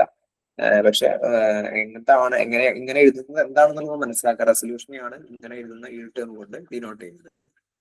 കമ്പ്യൂട്ടർ വഴി TV കാണാൻ സഹായിക്കുന്ന ഒരു ഉപകരണമാണ് TV ട്യൂണർ കാർഡ്. ഇപ്പൊ യൂസ് ചെയ്യുന്നൊന്നുമില്ല, പക്ഷെ ഇത് പണ്ടൊക്കെ ആളുകൾ യൂസ് ചെയ്തിരുന്നു. കാരണം TVയും അതുപോലെ തന്നെ കമ്പ്യൂട്ടറും കൂടി മേടിക്കുന്നതിന്റെ ആ ഒരു കോസ്റ്റ് അഫോർഡബിൾ അല്ലാതെ വരുമ്പോൾ യൂസ് ചെയ്തിരുന്ന ഒരു ഡിവൈസ് ആണ് ട്യൂണർ കാർഡ്. അതിൽ ഒരുപാട് ഫോൾട്ടും കാര്യങ്ങളുണ്ടായിരുന്നു, അതുകൊണ്ട് അത് അത്ര കാര്യമായിട്ടൊന്നും ആളുകൾ യൂസ് ചെയ്തിരുന്നില്ല. പക്ഷെ അങ്ങനെ ഒരു സിസ്റ്റം ഉണ്ടായിരുന്നു, അതിനറിയപ്പെടുന്ന പേരാണ് TV ട്യൂണർ കാർഡ്. കമ്പ്യൂട്ടറിലെ വിവരങ്ങൾ പ്രിന്റ് ചെയ്യാൻ ഉപയോഗിക്കുന്ന ഔട്ട്പുട്ട് ഉപകരണമാണ് പ്രിന്റർ. പ്രിന്ററുകൾ മുൻപ് അറിയപ്പെട്ടിരുന്നത് പഞ്ച് കാർഡ് എന്ന പേരാണ് അറിയപ്പെട്ടിരുന്നത്. പ്രിന്റ് ചെയ്യുന്ന പ്രവർത്തന രീതി അനുസരിച്ച് പ്രിന്ററുകളെ രണ്ടായിട്ടാണ് തരംതിരിച്ചിട്ടുള്ളത്. ഇമ്പാക്ട് പ്രിന്റർ എന്നും നോൺ ഇമ്പാക്ട് പ്രിന്റർ എന്നും തരംതിരിച്ചിട്ടുണ്ട്. പ്രധാന ഇമ്പാക്ട് പ്രിന്ററുകൾ line printer, drum printer, chain printer, character printer, dot matrix printer, daisy wheel printer. ഇതിലെ എല്ലാ ഇതൊന്നും മനസ്സിലാക്കിയാൽ മാത്രം മതി, ഇൻഡെപ്തിൽ പഠിക്കണമെന്നില്ല. എന്നിരുന്നാലും ഇതിന് മെയിൻ ആയിട്ടുള്ള ഒരെണ്ണം ഞാൻ പറയാം. അതായത് ഡോട്ട് മെട്രിക്സ് പ്രിന്റർ എന്നൊക്കെ പറയുന്നത് നമ്മുടെ ബാങ്കുകളിൽ യൂസ് ചെയ്യുന്ന പ്രിന്ററാണ്. ബാങ്കുകളിൽ നിങ്ങൾ പോയിട്ടുള്ള ആളുകൾക്ക് ഒരു പക്ഷെ അറിയുന്നുണ്ടാവും, ഒരു ഡീപ് സൗണ്ടോട് കൂടി വർക്ക് ചെയ്യുന്ന പ്രിന്റർ ഉണ്ട്, ഇങ്ങനെ കണ്ടിന്യൂലി ഇങ്ങനെ ഡീപ് ഡീപ് എന്നൊരു സൗണ്ട് വരുന്നത്. അത്തരത്തിലുള്ള പ്രിന്ററാണ് ഡോട്ട് മെട്രിക്സ് പ്രിന്റർ. അതായത് അതിന്റെ പ്രിന്റ് ചെയ്തിട്ടുള്ള മാറ്റർ എന്ന് പറയുന്നത് കണ്ടിന്യൂറ്റി ഉണ്ടാവില്ല. അതായത് കുറെ ഡോട്ട്സിനെ ബേസ് ചെയ്തിട്ടാണ് അത് വർക്ക് ചെയ്യുക. ഒരു 1 എന്ന് പറയുന്ന ഒരു ഡിജിറ്റോ എന്തെങ്കിലും വരണമെന്നുണ്ടെങ്കിൽ 1 എന്ന് പറയുന്ന ഷേപ്പിലുള്ള കുറെ ഡോട്ട്സുകൾ വന്നിട്ട് അതിൽ പ്രസ് ആവുക ചെയ്യാം. അങ്ങനെ ഡോട്ട് ബേസ് ചെയ്തിട്ട് വരയ്ക്കുന്നതാണ് ഡോട്ട് മെട്രിക്സ് പ്രിന്റർ എന്നറിയപ്പെടുന്നത്. പിന്നെ അതുപോലെ തന്നെ ഡ്രം പ്രിന്റർ എന്നറിയപ്പെടുന്നത് ഒരു ഡ്രമ്മിന്റെ മുകളിൽ എന്തൊക്കെയാണോ ഡിജിറ്റ്സ് വേണ്ടതെന്നുള്ളത് ഓൾറെഡി പ്രിന്റഡ് ഉണ്ടായിരിക്കും. അത് നമ്മൾ കൊടുക്കുന്ന ഇൻഫർമേഷൻ റിലേറ്റഡ് ആയിട്ട് അത് മാത്രം വന്ന് പ്രിന്റ് ചെയ്യുന്ന സ്ഥിതിയാണ് ഡ്രം പ്രിന്റർ എന്നറിയപ്പെടുന്നത്. അതിൽ ഇൻഡെപ്ത് ആവശ്യമില്ലാത്തതുകൊണ്ട് കൂടുതൽ അതിലോട്ട് പോകുന്നില്ല. കാർബൺ കോപ്പി എടുക്കാൻ ഉപയോഗിക്കുന്ന പ്രിന്ററാണ് ഡോട്ട് മെട്രിക്സ് പ്രിന്റർ. അതായത് കാർബൺ കോപ്പി മോഡലാണ് അതിന്റെ പ്രിന്റ് വരിക. ഞാൻ നേരത്തെ പറഞ്ഞ ഡോട്ട് മെട്രിക്സ് പ്രിന്റർ. പ്രധാനപ്പെട്ട നോൺ ഇമ്പാക്ട് പ്രിന്ററുകളാണ് laser printer, inkjet printer, thermal printer. ഇതിലെ ലേസർ പ്രിന്റർ, ഇങ്ക്ജെറ്റ് പ്രിന്റർ എന്നൊക്കെ പറയുന്നത് ഇന്നത്തെ ആധുനിക സാങ്കേതിക വിദ്യയിൽ വരുന്നതാണ്. ലേസർ പ്രിന്റർ നിങ്ങൾക്ക് കിട്ടുന്നുണ്ടാവും, ലേസർ പ്രിന്റിംഗ് ആണെന്ന് പറയുന്നത് ഓൾറെഡി. തെർമൽ പ്രിന്റർ എന്ന് പറയുന്നത് അതായത് ഇത്തരത്തിലുള്ള പ്രിന്ററുകളിൽ ശരിക്കും പ്രിന്റ് ചെയ്ത് വരുന്ന ഷീറ്റിനാണ് ഇമ്പോർട്ടൻസ് കൂടുതൽ. അല്ലാതെ അതിന്റെ ഉള്ളിൽ ശരിക്കും മഷി ഉണ്ടാവില്ല. അതിന്റെ ഉള്ളിൽ ഹീറ്റ് ചെയ്യുന്ന ഒരു പ്രൊസീജിയർ മാത്രമേ നടക്കുന്നുള്ളൂ. അതുകൊണ്ടാണ് തെർമൽ എന്ന് പറയുന്ന ഒരു ടേം ഈ പ്രിന്ററിൽ ആഡ് ചെയ്തിട്ടുള്ളത്. ഇതിന്റെ എക്സാമ്പിൾ എന്ന് പറഞ്ഞു കഴിഞ്ഞാൽ നമ്മുടെ ബസ്സിൽ നമ്മൾ ടിക്കറ്റ് എടുക്കുമ്പോൾ അവർ പ്രിന്റ് അടിച്ച് തരുന്നുണ്ട്. അതിന്റെ ഉള്ളിൽ ശരിക്കും പറഞ്ഞാൽ മഷീൻ ഇല്ല, അതിന്റെ ഉള്ളിൽ ഒരു ഹീറ്റിംഗ് സംവിധാനമാണ്. ആ ഹീറ്റിംഗ് സംവിധാനം ഉപയോഗിച്ചുകൊണ്ടാണ് അതിൽ പ്രിന്റ് ചെയ്ത് വരുന്നത്. നിങ്ങളെ ശ്രദ്ധിച്ചിട്ടുണ്ടെങ്കിൽ മനസ്സിലാകും, ഒരു 2-3 ഡേയ്സ് നമ്മൾ ആ ഒരു ടിക്കറ്റ് നമ്മുടെ പേഴ്സിന്റെ ഉള്ളിലോ അല്ലെങ്കിൽ വേറെ എവിടെയെങ്കിലും കുറച്ച് കെയർലെസ് ആയിട്ട് ഹാൻഡിൽ ചെയ്ത് കഴിഞ്ഞിട്ടുണ്ടെങ്കിൽ അതിന്റെ മഷി മാഞ്ഞു പോകും. അത് ശരിക്കും മഷിയല്ല, അതുകൊണ്ടാണ് അത് മാഞ്ഞു പോകുന്നത്. അത് ഒരു ഹീറ്റിംഗ് ടെക്നോളജിയിലൂടെയാണ് അത് പ്രിന്റ് ചെയ്ത് വരുന്നത്. ഇപ്പോ നമ്മുടെ VVPAT മെഷീൻ, നമ്മുടെ വോട്ടിങ്ങിന് മുമ്പ് VVPAT മെഷീൻ ഉണ്ടായിരുന്നു. VVPAT മെഷീനിന്റെ ഉള്ളിലൊക്കെ യൂസ് ചെയ്യുന്ന സാങ്കേതിക വിദ്യ തെർമൽ പ്രിന്റിംഗ് ആണ്. അതൊരു മഷി ബേസ് അല്ലെങ്കിൽ ഒരു ഇങ്ക് ബേസ്ഡ് അല്ല, ഹീറ്റിംഗ് ആണ് യൂസ് ചെയ്യുന്നത്. ഇതിപ്പോ നമ്മുടെ ബസ്സിലെ ടിക്കറ്റിംഗ് മാത്രമല്ല, നമുക്ക് ഏതെങ്കിലും ഒരു ഷോപ്പിൽ കയറിയിട്ടുള്ള ചെറിയ ഹോട്ടലുകളോ കാര്യങ്ങളോ അവിടെയൊക്കെ നമുക്ക് ബില്ലടിച്ച് തരും. ബില്ലടിക്കുന്ന ഈ സാങ്കേതിക വിദ്യ തെർമൽ പ്രിന്റിംഗ് ആണ്. ഏറ്റവും വേഗത കൂടിയ പ്രിന്ററാണ് ലേസർ പ്രിന്റർ. ഏറ്റവും ലേറ്റസ്റ്റ് ടെക്നോളജിയാണ്. ലേസർ പ്രിന്ററുകൾ അറിയപ്പെടുന്ന മറ്റൊരു പേരാണ് പേജ് പ്രിന്റർ എന്ന പേരിൽ അറിയപ്പെടും. ഇൻപുട്ട് ആയും ഔട്ട്പുട്ട് ആയും ഉപയോഗിക്കുന്ന ചില ഉപകരണങ്ങളാണ് modem, network, card, touch screen, headset എന്നിവ. ഇൻപുട്ട് ഡിവൈസ് ആയിട്ട് നമ്മൾ യൂസ് ചെയ്യും, ഔട്ട്പുട്ട് ഡിവൈസ് ആയിട്ട് യൂസ് ചെയ്യും. അല്ലെ? ഇപ്പോ ഇതിലെല്ലാത്തിനും നിങ്ങൾക്ക് മനസ്സിലായെങ്കിലും സിമ്പിൾ ആയിട്ട് ഒരു ഹെഡ്സെറ്റ് നിങ്ങൾ എടുത്ത് നോക്കിയേ.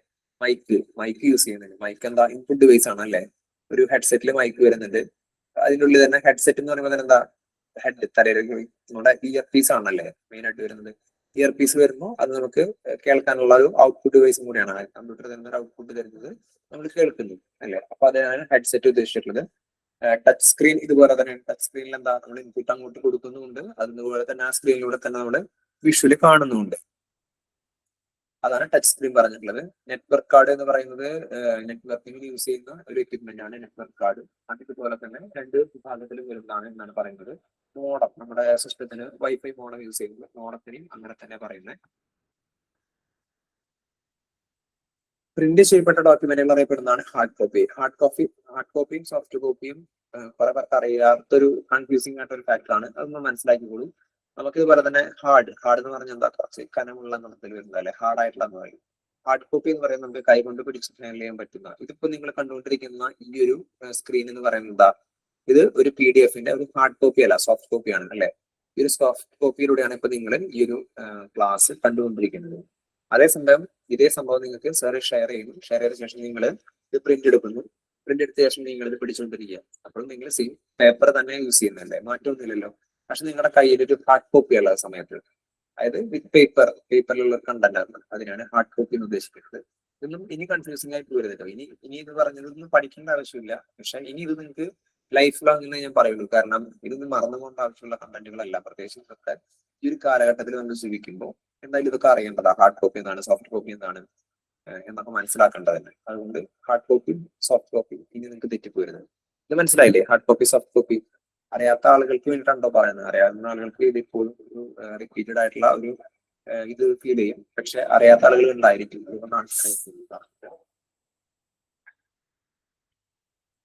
ഒരു പ്രിന്ററിൽ ഔട്ട്പുട്ട് റെസൊല്യൂഷൻ കണക്കാക്കുന്ന യൂണിറ്റ് ആണ് DPI. എത്ര ഡോട്ട്സ്, അതായത് ഒരു ഇഞ്ച് സ്ക്വയർ എടുത്തു കഴിഞ്ഞാൽ അതിനുള്ളിൽ എത്ര ഡോട്ട്സ് വരുന്നുണ്ട് എന്നുള്ളതിനെ ഡിപ്പെൻഡ് ചെയ്തിട്ടാണ് DPI എന്ന് പറയുന്നത് കണക്കാക്കുക. പ്രിന്ററിന്റെ വേഗത സൂചിപ്പിക്കുന്നതാണ് പേജസ് പെർ മിനിറ്റ്. ഒരു ഇതൊന്ന് പഠിച്ചു വെച്ചോളും. പ്രിന്ററിന്റെ വേഗത എങ്ങനെ കണക്കാക്കുക എന്ന് ചോദിച്ചപ്പോൾ ചോദ്യം വന്നു കഴിഞ്ഞാൽ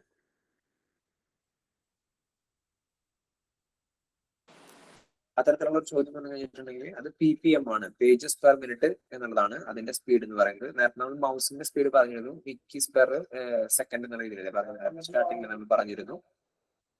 അതുപോലെ തന്നെയാണ് പ്രിന്ററിന്റെ വേഗതയുടെ കാര്യം പറഞ്ഞത്. പ്ലഗ് പോയിന്റിൽ നിന്നുള്ള AC പവറിലേക്ക് മാറ്റി CPUവിന്റെ വിവിധ ഭാഗങ്ങളിലേക്ക് വിതരണം ചെയ്യുന്നതാണ് SMPS. CPUവിന്റെ ഒരു മെയിൻ ആയിട്ടുള്ള ഒരു പവർ സപ്ലൈ യൂണിറ്റ് ആണ് SMPS. SMPSന്റെ ഫുൾ ഫോം ഒന്ന് പഠിച്ചു വെച്ചോളൂ. സ്വിച്ച്ഡ് മോഡ് പവർ സപ്ലൈ, അതായത് CPUവിന്റെ ബാക്ക് സൈഡിലായിട്ട് വരുന്ന ഒരു ബോക്സ് ആണ്. ആ ബോക്സ് ആണ് AC പവർ സപ്ലൈ. നമ്മുടെ പ്ലഗ് പോയിന്റ് എന്നുള്ള AC പവർ സപ്ലൈ എടുത്തിട്ട് DC പവർ സപ്ലൈയിലാണ് നമ്മുടെ സിസ്റ്റത്തിന്റെ CPU സെക്ഷൻ വർക്ക് ചെയ്യുന്നത്. അതിലോട്ട് കൺവേർട്ട് ചെയ്യുന്നതാണ് SMPS, switched mode power supply എന്നതിൽ അറിയപ്പെടുന്നത്. ഇതാണ് ഞാൻ ഇൻട്രോ ആയിട്ട് നിങ്ങൾക്ക് കൊണ്ടുവന്നിട്ടുണ്ടായിരുന്ന PDF. ഇനി ഇതിന്റെ കുറച്ചുകൂടി ഡീറ്റെയിൽഡ് ആയിട്ടുള്ള ഒരു PDF ആണ് ഈ മുകളിലോട്ട് സ്ക്രോൾ ചെയ്ത് വരുന്നത്. അതായത് ഓരോ ഔട്ട്പുട്ട് ഡിവൈസും ഇൻപുട്ട് ഡിവൈസും എന്താണ് അതിന്റെ ഫങ്ഷൻസ് എന്നുള്ള കാര്യങ്ങളാണ് ഇതിൽ പറഞ്ഞിട്ടുള്ളത്. ഞാനിത് സ്റ്റാർട്ട് ചെയ്യാം, പക്ഷെ പൂർണ്ണമായിട്ടും അവസാനിപ്പിക്കാനായിട്ട് പറ്റുമെന്ന് തോന്നുന്നില്ല. കാരണം ഏകദേശം ക്ലാസ്സിന് പറഞ്ഞിട്ടുള്ള സമയമായി തുടങ്ങിയിട്ടുണ്ട്. ഞാൻ എന്തായാലും ഒരു 6:15 വരെയുള്ള ഒരു സമയം ഞാൻ യൂസ് ചെയ്യാണ്. നിങ്ങൾക്ക് കുഴപ്പമില്ലല്ലോ, നിങ്ങൾ ഓക്കെ ആണല്ലോ?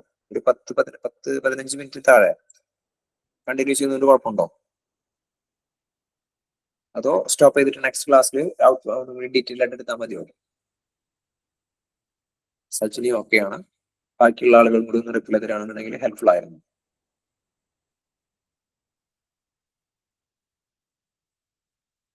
ഓക്കെ ആണ്. അപ്പൊ ഞാനൊന്ന് കണ്ടിന്യൂ ചെയ്യാണ്, പെട്ടെന്ന് പറഞ്ഞു പോവാം.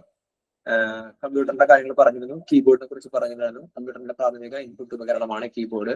അക്ഷരങ്ങൾ കമ്പ്യൂട്ടറിലേക്ക് സന്ദേശിപ്പിക്കുന്നതിന് ഉപയോഗിക്കുന്ന ഉപകരണമാണ് കീബോർഡ്. ടെക്സ്റ്റ് ഇൻപുട്ട് ഡിവൈസ് എന്നറിയപ്പെടുന്നത് കീബോർഡിനെയാണ്. ഇത് നമ്മൾ നേരത്തെ പറയാത്തൊരു പോയിന്റ് ആണ്, ടെക്സ്റ്റ് ഇൻപുട്ട് ഡിവൈസ് ഇട്ടാണ്. കമ്പ്യൂട്ടറിലേക്ക് ഇൻപുട്ട് ചെയ്യപ്പെട്ട അക്ഷര രൂപത്തിലുള്ള വിവരത്തെ വിളിക്കുന്ന പേരാണ് ടെക്സ്റ്റ് എന്ന്. നമ്മുടെ സംസാരത്തിലുള്ള അക്ഷരങ്ങളെ പ്രത്യേക സോഫ്റ്റ്വെയർ ഉപയോഗിച്ച് തിരിച്ചറിഞ്ഞ് കമ്പ്യൂട്ടറിലേക്ക് സന്ദേശിപ്പിക്കുന്ന രീതിയാണ് സ്പീച്ച് ടു ടെക്സ്റ്റ്.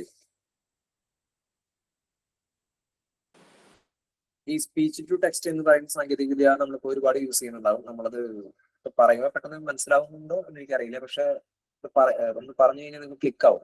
നമ്മള് ഫോണിൽ തന്നെ ഡാറ്റ നമ്മളിപ്പോ എന്താ പറയാ, ഫുൾ ടൈപ്പ് ചെയ്യാതെ തന്നെ മൈക്രോഫോണിന്റെ ഒരു സിമ്പിൾ ടച്ച് ചെയ്ത് നമ്മൾ ഡയറക്റ്റ് പറയും. അത് ഡാറ്റ അതുപോലെ തന്നെ അതിലോട്ട് ടൈപ്പ് ചെയ്ത് വരും. അത്തരത്തിൽ കൺവേർട്ട് ആവുന്ന ആ ഒരു സംവിധാനത്തിനാണ് സ്പീച്ച് ടു ടെക്സ്റ്റ് എന്ന് പറയുന്നത്. ഓഡിയോ റെക്കോർഡിംഗ് അല്ല, സ്പീച്ച് ടു ടെക്സ്റ്റ്.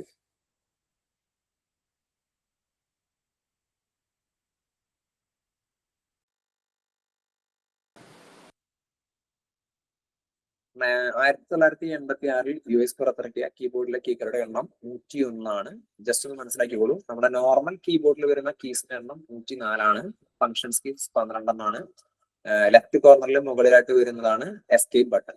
ഏറ്റവും വലുത് സ്പേസ് ബട്ടൺ ആണ്. സ്പേസ് ബട്ടൺ ക്ലിക്ക് ചെയ്യാനായിട്ട് യൂസ് ചെയ്യേണ്ടത് തമ്പാണ് യൂസ് ചെയ്യേണ്ടത്, അല്ലെങ്കിൽ പെരുവിരലാണ് യൂസ് ചെയ്യേണ്ടത്. കീബോർഡിൽ കീകൾ നിരത്തി വെച്ചിരിക്കുന്ന ക്രമമാണ് കീബോർഡ് ലേഔട്ട് എന്നറിയപ്പെടുന്നത്. ഇംഗ്ലീഷിൽ പൊതുവെ സുപരിചിതമായ കീബോർഡ് ലേഔട്ട് ആണ് എന്ത്, QWERTY. നേരത്തെ പറഞ്ഞു കഴിഞ്ഞ പോയിന്റ് ആണ്. കമ്പ്യൂട്ടറിൽ ഏറ്റവും വേഗത്തിൽ ടൈപ്പ് ചെയ്യുന്നതിന് വേണ്ടി നിർമ്മിക്കപ്പെട്ടുള്ള കീബോർഡ് ലേഔട്ടുകളാണ് ടിവോറാക്ക്, പോളിമാർക്ക്, അസേർട്ടീവ്.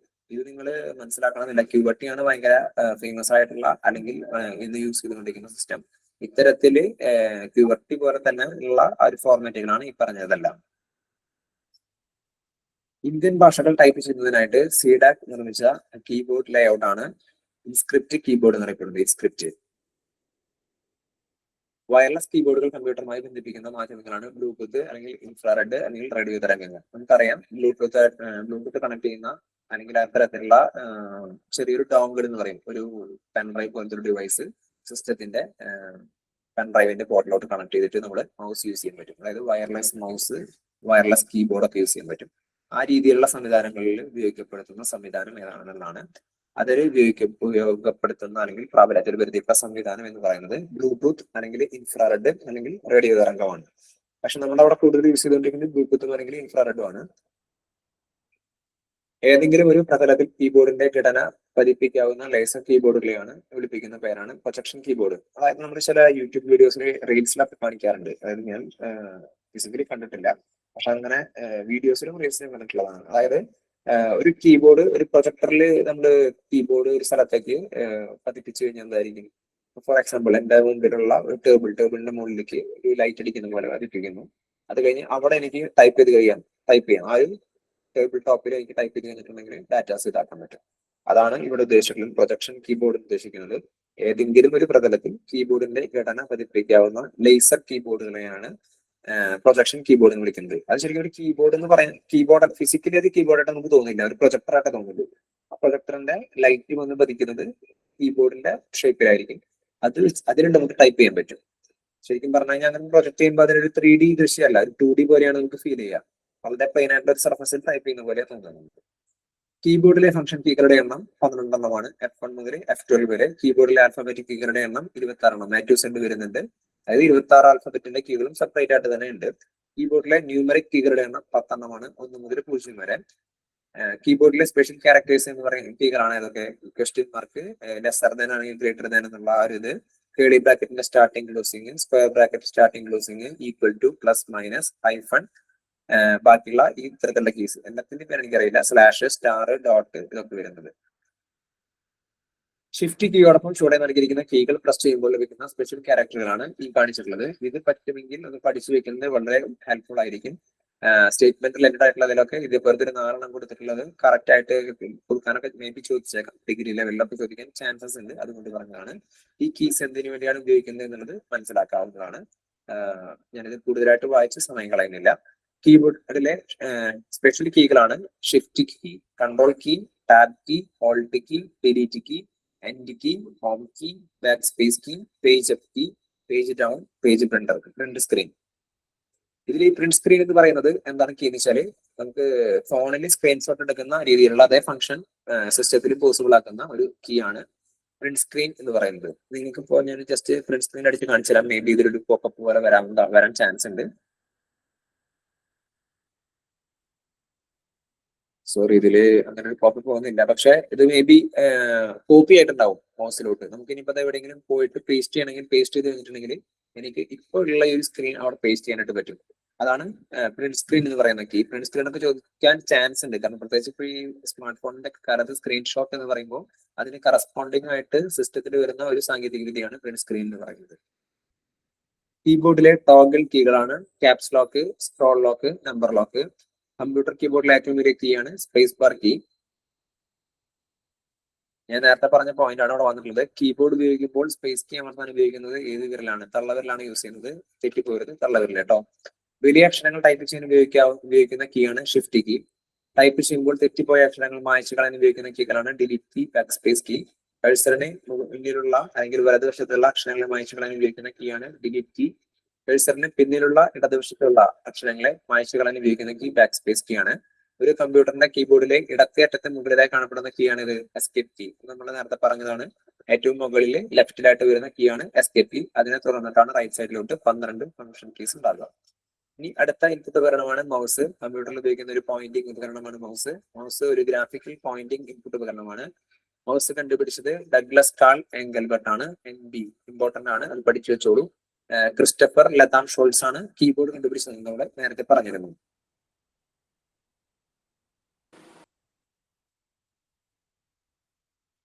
കമ്പ്യൂട്ടർ മൗസിന്റെ വേഗത അളക്കാനായിട്ട് ഉപയോഗിക്കുന്ന യൂണിറ്റ് ആണ് നിക്കീസ് പെർ സെക്കൻഡ്. മൗസ് വികസിപ്പിച്ചെടുത്ത കമ്പനിയാണ് സിറോക്സ് പാർക്ക് എന്ന് പറയുന്നത്. വിവിധ തരം മൗസുകളാണ് ball mouse, optical mouse, laser mouse. Ball mouse പ്രവർത്തിക്കുന്നത് അതിന്റെ ചുവട്ടിലുള്ള ഗോളത്തിന്റെ ചലനത്തിന്റെ അടിസ്ഥാനത്തിലാണ്. സ്റ്റാർട്ടിങ് ഏകദേശം ഒരു 10 വർഷത്തിന്റെ ഒക്കെ മുൻപ് ഉള്ള സിസ്റ്റംസ് ശ്രദ്ധിച്ച് യൂസ് ചെയ്തിട്ടുള്ള ആളുകൾക്ക്, കാരണം നോർമലി ഒരു സിസ്റ്റം യൂസ് ചെയ്ത ആൾക്കാർക്ക് ഒരുപാട് കാര്യങ്ങൾ അതിനെടുത്ത് ശ്രദ്ധിക്കേണ്ട ആവശ്യം വരുന്നില്ല. അല്ലാതെ ഉള്ള ആളുകൾക്ക് അറിയാൻ പറ്റും ഒരു മൗസിന്റെ അടിയിൽ ഒരു ചെറിയൊരു ബോൾ ഉണ്ടാവും. ആ ബോൾ സ്ക്രോൾ ആവും. അതിനെ ബേസ് ചെയ്തിട്ടാണ് ആ മൗസുകൾക്ക് വെയിറ്റും കൂടുതലായിരിക്കും കമ്പാരിറ്റീവ്ലി. കാരണം ഈ ബോള് കുറച്ച് വെയിറ്റ് ഉള്ളതായിരിക്കും. അത് സ്ക്രോൾ ആവുന്നതിനെ ഡിപ്പെൻഡ് ചെയ്തിട്ടാണ് ആ മൗസിന്റെ പോയിന്റർ വർക്ക് ചെയ്തിരുന്നത്. അതാണ് ഇവിടെ ഉദ്ദേശിച്ചിട്ടുള്ളത്. ബോൾ മൗസ് പ്രവർത്തിക്കുന്നത് അതിന്റെ ചുവട്ടിലുള്ള ഗോളത്തിന്റെ ചലനതത്വത്തിന്റെ അടിസ്ഥാനത്തിലാണ്. ഇനി അടുത്താണ് ഒപ്റ്റിക്കൽ മൗസ്. LED ഉപയോഗിച്ചാണ് പ്രവർത്തിക്കുന്നത്. നമുക്ക് മൗസ് നോക്കി കഴിഞ്ഞിട്ടുണ്ടെങ്കിൽ ഒരു ചുവന്ന വെളിച്ചം പുറത്തേക്ക് വരുന്നത് കാണാം. അത്തരത്തിലുള്ള മൗസുകളിനെയാണ് ഒപ്റ്റിക്കൽ മൗസ് നമ്മൾ ഉദ്ദേശിച്ചിട്ടുള്ളത്. വയർലെസ് മൗസ് തരംഗങ്ങൾ ആണ് ഉപയോഗിക്കുന്നത്. വയർലെസ് മൗസിന്റെ പ്രത്യേകത താഴെ ലൈറ്റും കാണില്ല, അതുപോലെ തന്നെ നമുക്ക് ബോളും കാണില്ല. അതിന്റെ അടിയിൽ ഒരു ചെറിയൊരു ലൈറ്റ് പോലെ ഒരു സ്പേസ് ഉണ്ടായിരിക്കും. പക്ഷെ അത് വയർലെസ് ആയിട്ടുള്ള സിഗ്നൽസ് ആണെന്ന്, വയർലെസ് അല്ല ഇൻവിസിബിളും ആയിട്ടുള്ള സിഗ്നൽസ് ആണ് അതിന് വരുന്നത്, റേഡിയോ തരംഗങ്ങൾ. ഈ റേഡിയോ തരംഗങ്ങളെ ഡിപ്പെൻഡ് ചെയ്തിട്ടാണ് അത്തരത്തിലുള്ള മൗസുകൾ വർക്ക് ചെയ്യുന്നത്. പ്രധാനമായിട്ടും വയർലെസ് മൗസിലാണ് ഈ സാങ്കേതിക വിദ്യ ഉപയോഗപ്പെടുത്തിയിട്ടുള്ളത്. പ്രധാനപ്പെട്ട മൗസ് ഓപ്ഷനുകളാണ് click, right click, double click, drag, move. കമ്പ്യൂട്ടറിൽ ഫയലുകൾ സെലക്ട് ചെയ്യാൻ ഉപയോഗിക്കുന്ന മൗസ് ഓപ്പറേഷനാണ് ക്ലിക്ക് എന്ന് പറയുന്നത്. ക്ലിക്ക് ചെയ്യാൻ ഉപയോഗിക്കുന്ന മൗസ് ബട്ടണാണ് ഇടത് ബട്ടൺ. എന്ന് പറഞ്ഞിരുന്നു, ചിന്തിച്ച ശേഷം മാത്രമേ ഇതിന് ഉത്തരം എഴുതാൻ പാടുള്ളൂ. കമ്പ്യൂട്ടറിൽ ഫയലുകൾ ഓപ്പൺ ചെയ്യാൻ ഉപയോഗിക്കുന്ന മൗസ് ഓപ്പറേഷനാണ് ഡബിൾ ക്ലിക്ക്. ഫയലുമായോ പ്രോഗ്രാമുമായോ ബന്ധപ്പെട്ട ഓപ്ഷനുകൾ ലഭിക്കുന്നതിന് ഉപയോഗിക്കുന്ന മൗസ് ഓപ്പറേഷനാണ് റൈറ്റ് ക്ലിക്ക്. കഴ്സർ എന്ന വാക്ക് ഉപയോഗിച്ചത് ലാറ്റിൻ ഭാഷയിൽ നിന്നാണ്. കഴ്സർ എന്ന ലാറ്റിൻ പദത്തിന്റെ അർത്ഥം റണ്ണർ എന്നാണ്. അത് ചോദിക്കാൻ ചാൻസ് കുറവാണ് തോന്നുന്നു. കാരണം പക്ഷെ കഴ്സർ എന്താണെന്ന് മനസ്സിലാക്കി വെക്കുക. നമുക്കൊരു മിന്നി പറയുന്ന ഒരു ലൈൻ വന്ന് നിൽക്കുന്നു, നമ്മൾ എന്തെങ്കിലും ഡാറ്റ എൻട്രി ചെയ്യുക, കാര്യങ്ങളൊക്കെ ചെയ്യുമ്പോൾ അതിനാണ് കഴ്സർ എന്ന പേരിൽ അറിയപ്പെടുന്നത്. ലൈറ്റ് പെൻ പേനയുടെ രൂപത്തിലുള്ള പോയിന്റിംഗ് ഡിവൈസ് ആണ് ലൈറ്റ് പെൻ. ലൈറ്റ് പെന്നിന്റെ അത്തരത്തിലുള്ള പ്രകാശ പ്രതിപ്രവർത്തനം നടത്തുന്ന ഘടകമാണ് സ്ക്രീനിൽ പേനയുടെ സ്ഥാനം മനസ്സിലാക്കാൻ സഹായിക്കുന്നത്. കമ്പ്യൂട്ടർ എയ്ഡഡ് ഡിസൈനിങ് ഉപയോഗിക്കുന്ന ഉപകരണമാണ് ലൈറ്റ് പെൻ എന്നറിയപ്പെടുന്നത്. അതായത് ഒരു പേനയുടെ രൂപത്തിലുള്ള ഒരു ലൈറ്റിംഗ് ഡിവൈസ് ആണ്. ഈ ലൈറ്റിംഗ് ഡിവൈസ് യൂസ് ചെയ്തിട്ടാണ് അതിന്റെ കാര്യങ്ങൾ ചെയ്യുന്നത്. ഒരു ഇൻപുട്ട് ഡിവൈസ് ആണ്. ഇപ്പൊ ഇത്തരത്തിലുള്ള കുറെ ഇൻപുട്ട് ഡിവൈസസ്, അതുപോലെ തന്നെ ടച്ച് പാഡ് പോലെ തന്നെ ടച്ച് ചെയ്തിട്ട് എഴുതാൻ പറ്റുന്ന സ്ലേറ്റുകൾ, അതൊക്കെ ഇന്നത്തെ ഡിവൈസസ് ആണ്. പ്രത്യേകിച്ച് ഇപ്പോൾ ഈ കോവിഡിനൊക്കെ ശേഷം ഓൺലൈൻ ക്ലാസ്സുകൾക്ക് മറ്റു ഇമ്പോർട്ടൻസ് വന്നിട്ടുണ്ട്. നിങ്ങൾക്ക് തന്നെ കാണാൻ പറ്റും. ചില ആളുകൾ ക്ലാസ് എടുക്കുമ്പോൾ നമുക്ക് എങ്ങനെ എഴുതണമെന്ന് നമുക്ക് തോന്നാറുണ്ട്. അതായത് അവർക്ക് ഒരു നമുക്ക് കാണാൻ പറ്റുന്ന രീതിയിലുള്ള ഒരു വലിയ മോണിറ്ററിംഗ് സിസ്റ്റം പ്ലസ് അവർക്ക് അതുമായി കൺട്രോൾ ചെയ്യാൻ പറ്റുന്ന ഒരു ചെറിയൊരു സ്ലൈറ്റ് ഉണ്ടായിരിക്കും. ആ സ്ലൈറ്റ് ഇതേപോലെ തന്നെ മാഗ്നറ്റിക്കോ അല്ലെന്നുണ്ടെങ്കിൽ ഏതെങ്കിലും അല്ലെങ്കിൽ ഒരു ലൈറ്റ് സാങ്കേതിക വിദ്യ എന്തെങ്കിലും ഉപയോഗിച്ചുകൊണ്ടാണ് വർക്ക് ചെയ്യുക. മഷിയല്ല ഒരിക്കലും യൂസ് ചെയ്യുന്നത്. അപ്പൊ ഇത്തരത്തിലുള്ള ഈ ഡിവൈസ് യൂസ് ചെയ്ത് നമ്മൾ എഴുതുമ്പോൾ ഇത് വലിയ സ്ക്രീനിലോട്ട് ഷെയർ ചെയ്ത് കിട്ടുന്ന സാങ്കേതിക വിദ്യകളുണ്ട്. അപ്പൊ അതിലൊക്കെ യൂസ് ചെയ്യുന്ന തരത്തിലുള്ള ഡിവൈസുകളാണ് ലൈറ്റ് പെന്നും പലതരത്തിലുള്ള ആധുനികമായിട്ടുള്ള ഗാഡ്ജറ്റ്സുകളും വരുന്നുണ്ടാകും. സ്കാനർ ചിത്രങ്ങളോ ടെക്സ്റ്റോ പോലെയുള്ള വിവരങ്ങളെ കടലാസിൽ നിന്നും സ്വീകരിച്ച് ഡിജിറ്റൽ രൂപത്തിലേക്ക് മാറ്റി എഡിറ്റിങ്ങിനും മറ്റുമായി ഉപയോഗിക്കുന്ന ഉപകരണമാണ് സ്കാനർ. ഡോക്യുമെന്റുകളെ കമ്പ്യൂട്ടറിലേക്ക് ഡിജിറ്റൽ രൂപത്തിൽ ഇൻപുട്ട് ചെയ്യാൻ ഉപയോഗിക്കുന്നതാണ് സ്കാനർ. ചിത്രത്തിന്റെ ഗുണനിലവാരം സ്കാനറിനെ ആശ്രയിച്ചിരിക്കുന്നു. അതായത് റെസൊല്യൂഷൻ ഡിപ്പെൻഡന്റ് ആണ്. നല്ല ക്വാളിറ്റി ഉള്ളതാണെന്നുണ്ടെങ്കിൽ നല്ല ക്വാളിറ്റിയുള്ള ഔട്ട്പുട്ടും കിട്ടും. ചിത്രത്തിന്റെ റെസൊല്യൂഷൻ രേഖപ്പെടുത്തുന്നതിനുള്ള അളവുകളാണ് ഡോട്ട്സ് പെർ ഇഞ്ച്. നേരത്തെ നമ്മൾ പറഞ്ഞു പ്രിന്ററിന്റെ ഇതുപോലെ തന്നെ ക്വാളിറ്റിനെ ഡിപ്പെൻഡ് ചെയ്യുന്നതാണ്. ഇത് അതിനെ ക്വാളിറ്റിനെ മാർക്ക് ചെയ്യുന്ന ഒരു അളവാണ് ഡോട്ട്സ് പെർ ഇഞ്ച് എന്ന് പറയുന്നത്.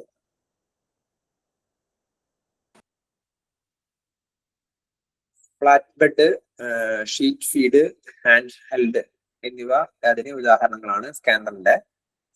സ്കാനറിന്റെ കണ്ടുപിടുത്തത്തിനെ ആദ്യമായി പാറ്റന്റ് നേടിയ വ്യക്തിയാണ് റൂഡോൾഫ് ഹെൽ. സ്കാൻ ചെയ്ത ഇമേജിലുള്ള അക്ഷരങ്ങൾ തിരിച്ചറിഞ്ഞ് സാധാരണ കീബോർഡിൽ ടൈപ്പ് ചെയ്തപ്പോഴുള്ള ടെക്സ്റ്റ് ആക്കി എടുക്കുന്നതിന് ഉപയോഗിക്കുന്ന സംവിധാനമാണ് OCR. OCR എന്ന് പറയുന്നത് എന്താണ്? നമുക്ക് ഒരു ടെക്സ്റ്റ്, ഒരു ഹാർഡ് കോപ്പി നമ്മൾ സ്കാൻ ചെയ്തു, അതിനെ സോഫ്റ്റ് കോപ്പി ആക്കി എടുത്തു. പക്ഷെ അതിന് നമുക്ക് എഡിറ്റിങ്ങോ മറ്റോ പോസിബിൾ അല്ല. പക്ഷെ വലിയൊരു ഹ്യൂജ് എമൗണ്ട് ഓഫ് വേർഡ്സ് അതിലുണ്ട്. നമുക്കതിനെ കോപ്പി ചെയ്ത് ഒരു വേർഡ് ഫയലോട്ടോ മറ്റോ പകർത്തി എന്തെങ്കിലും ചെയ്യണമെന്നുണ്ടെങ്കിൽ അവിടെ യൂസ് ചെയ്യുന്ന ഡിവൈസ് ആണ് OCR. ഡിവൈസ് അല്ല, അതൊരു സാങ്കേതിക വിദ്യയാണ്. അതിനെ പറയുന്നതാണ് OCR. ഒപ്റ്റിക്കൽ ക്യാരക്ടറിനെ കണ്ടുപിടിച്ചിട്ട് നമ്മൾ കൺവേർട്ട് ചെയ്യുന്ന സംവിധാനം OCR, ഒപ്റ്റിക്കൽ ക്യാരക്ടർ റെക്കഗ്നിഷൻ എന്ന പേരിലാണ് അറിയപ്പെടുന്നത്.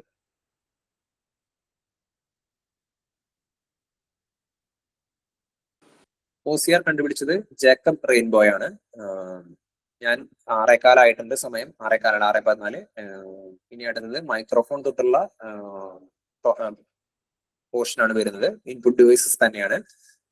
അത് കഴിച്ചിട്ടുണ്ടെങ്കിൽ ഔട്ട്പുട്ട് ഡിവൈസസും കാര്യങ്ങളും വരുന്നുണ്ട്. അപ്പോൾ ഞാൻ ഇവിടെ 6:15 ആയതുകൊണ്ടും സമയം അതിക്രമിച്ചതുകൊണ്ട് ക്ലാസ് നടത്തുകയാണ്.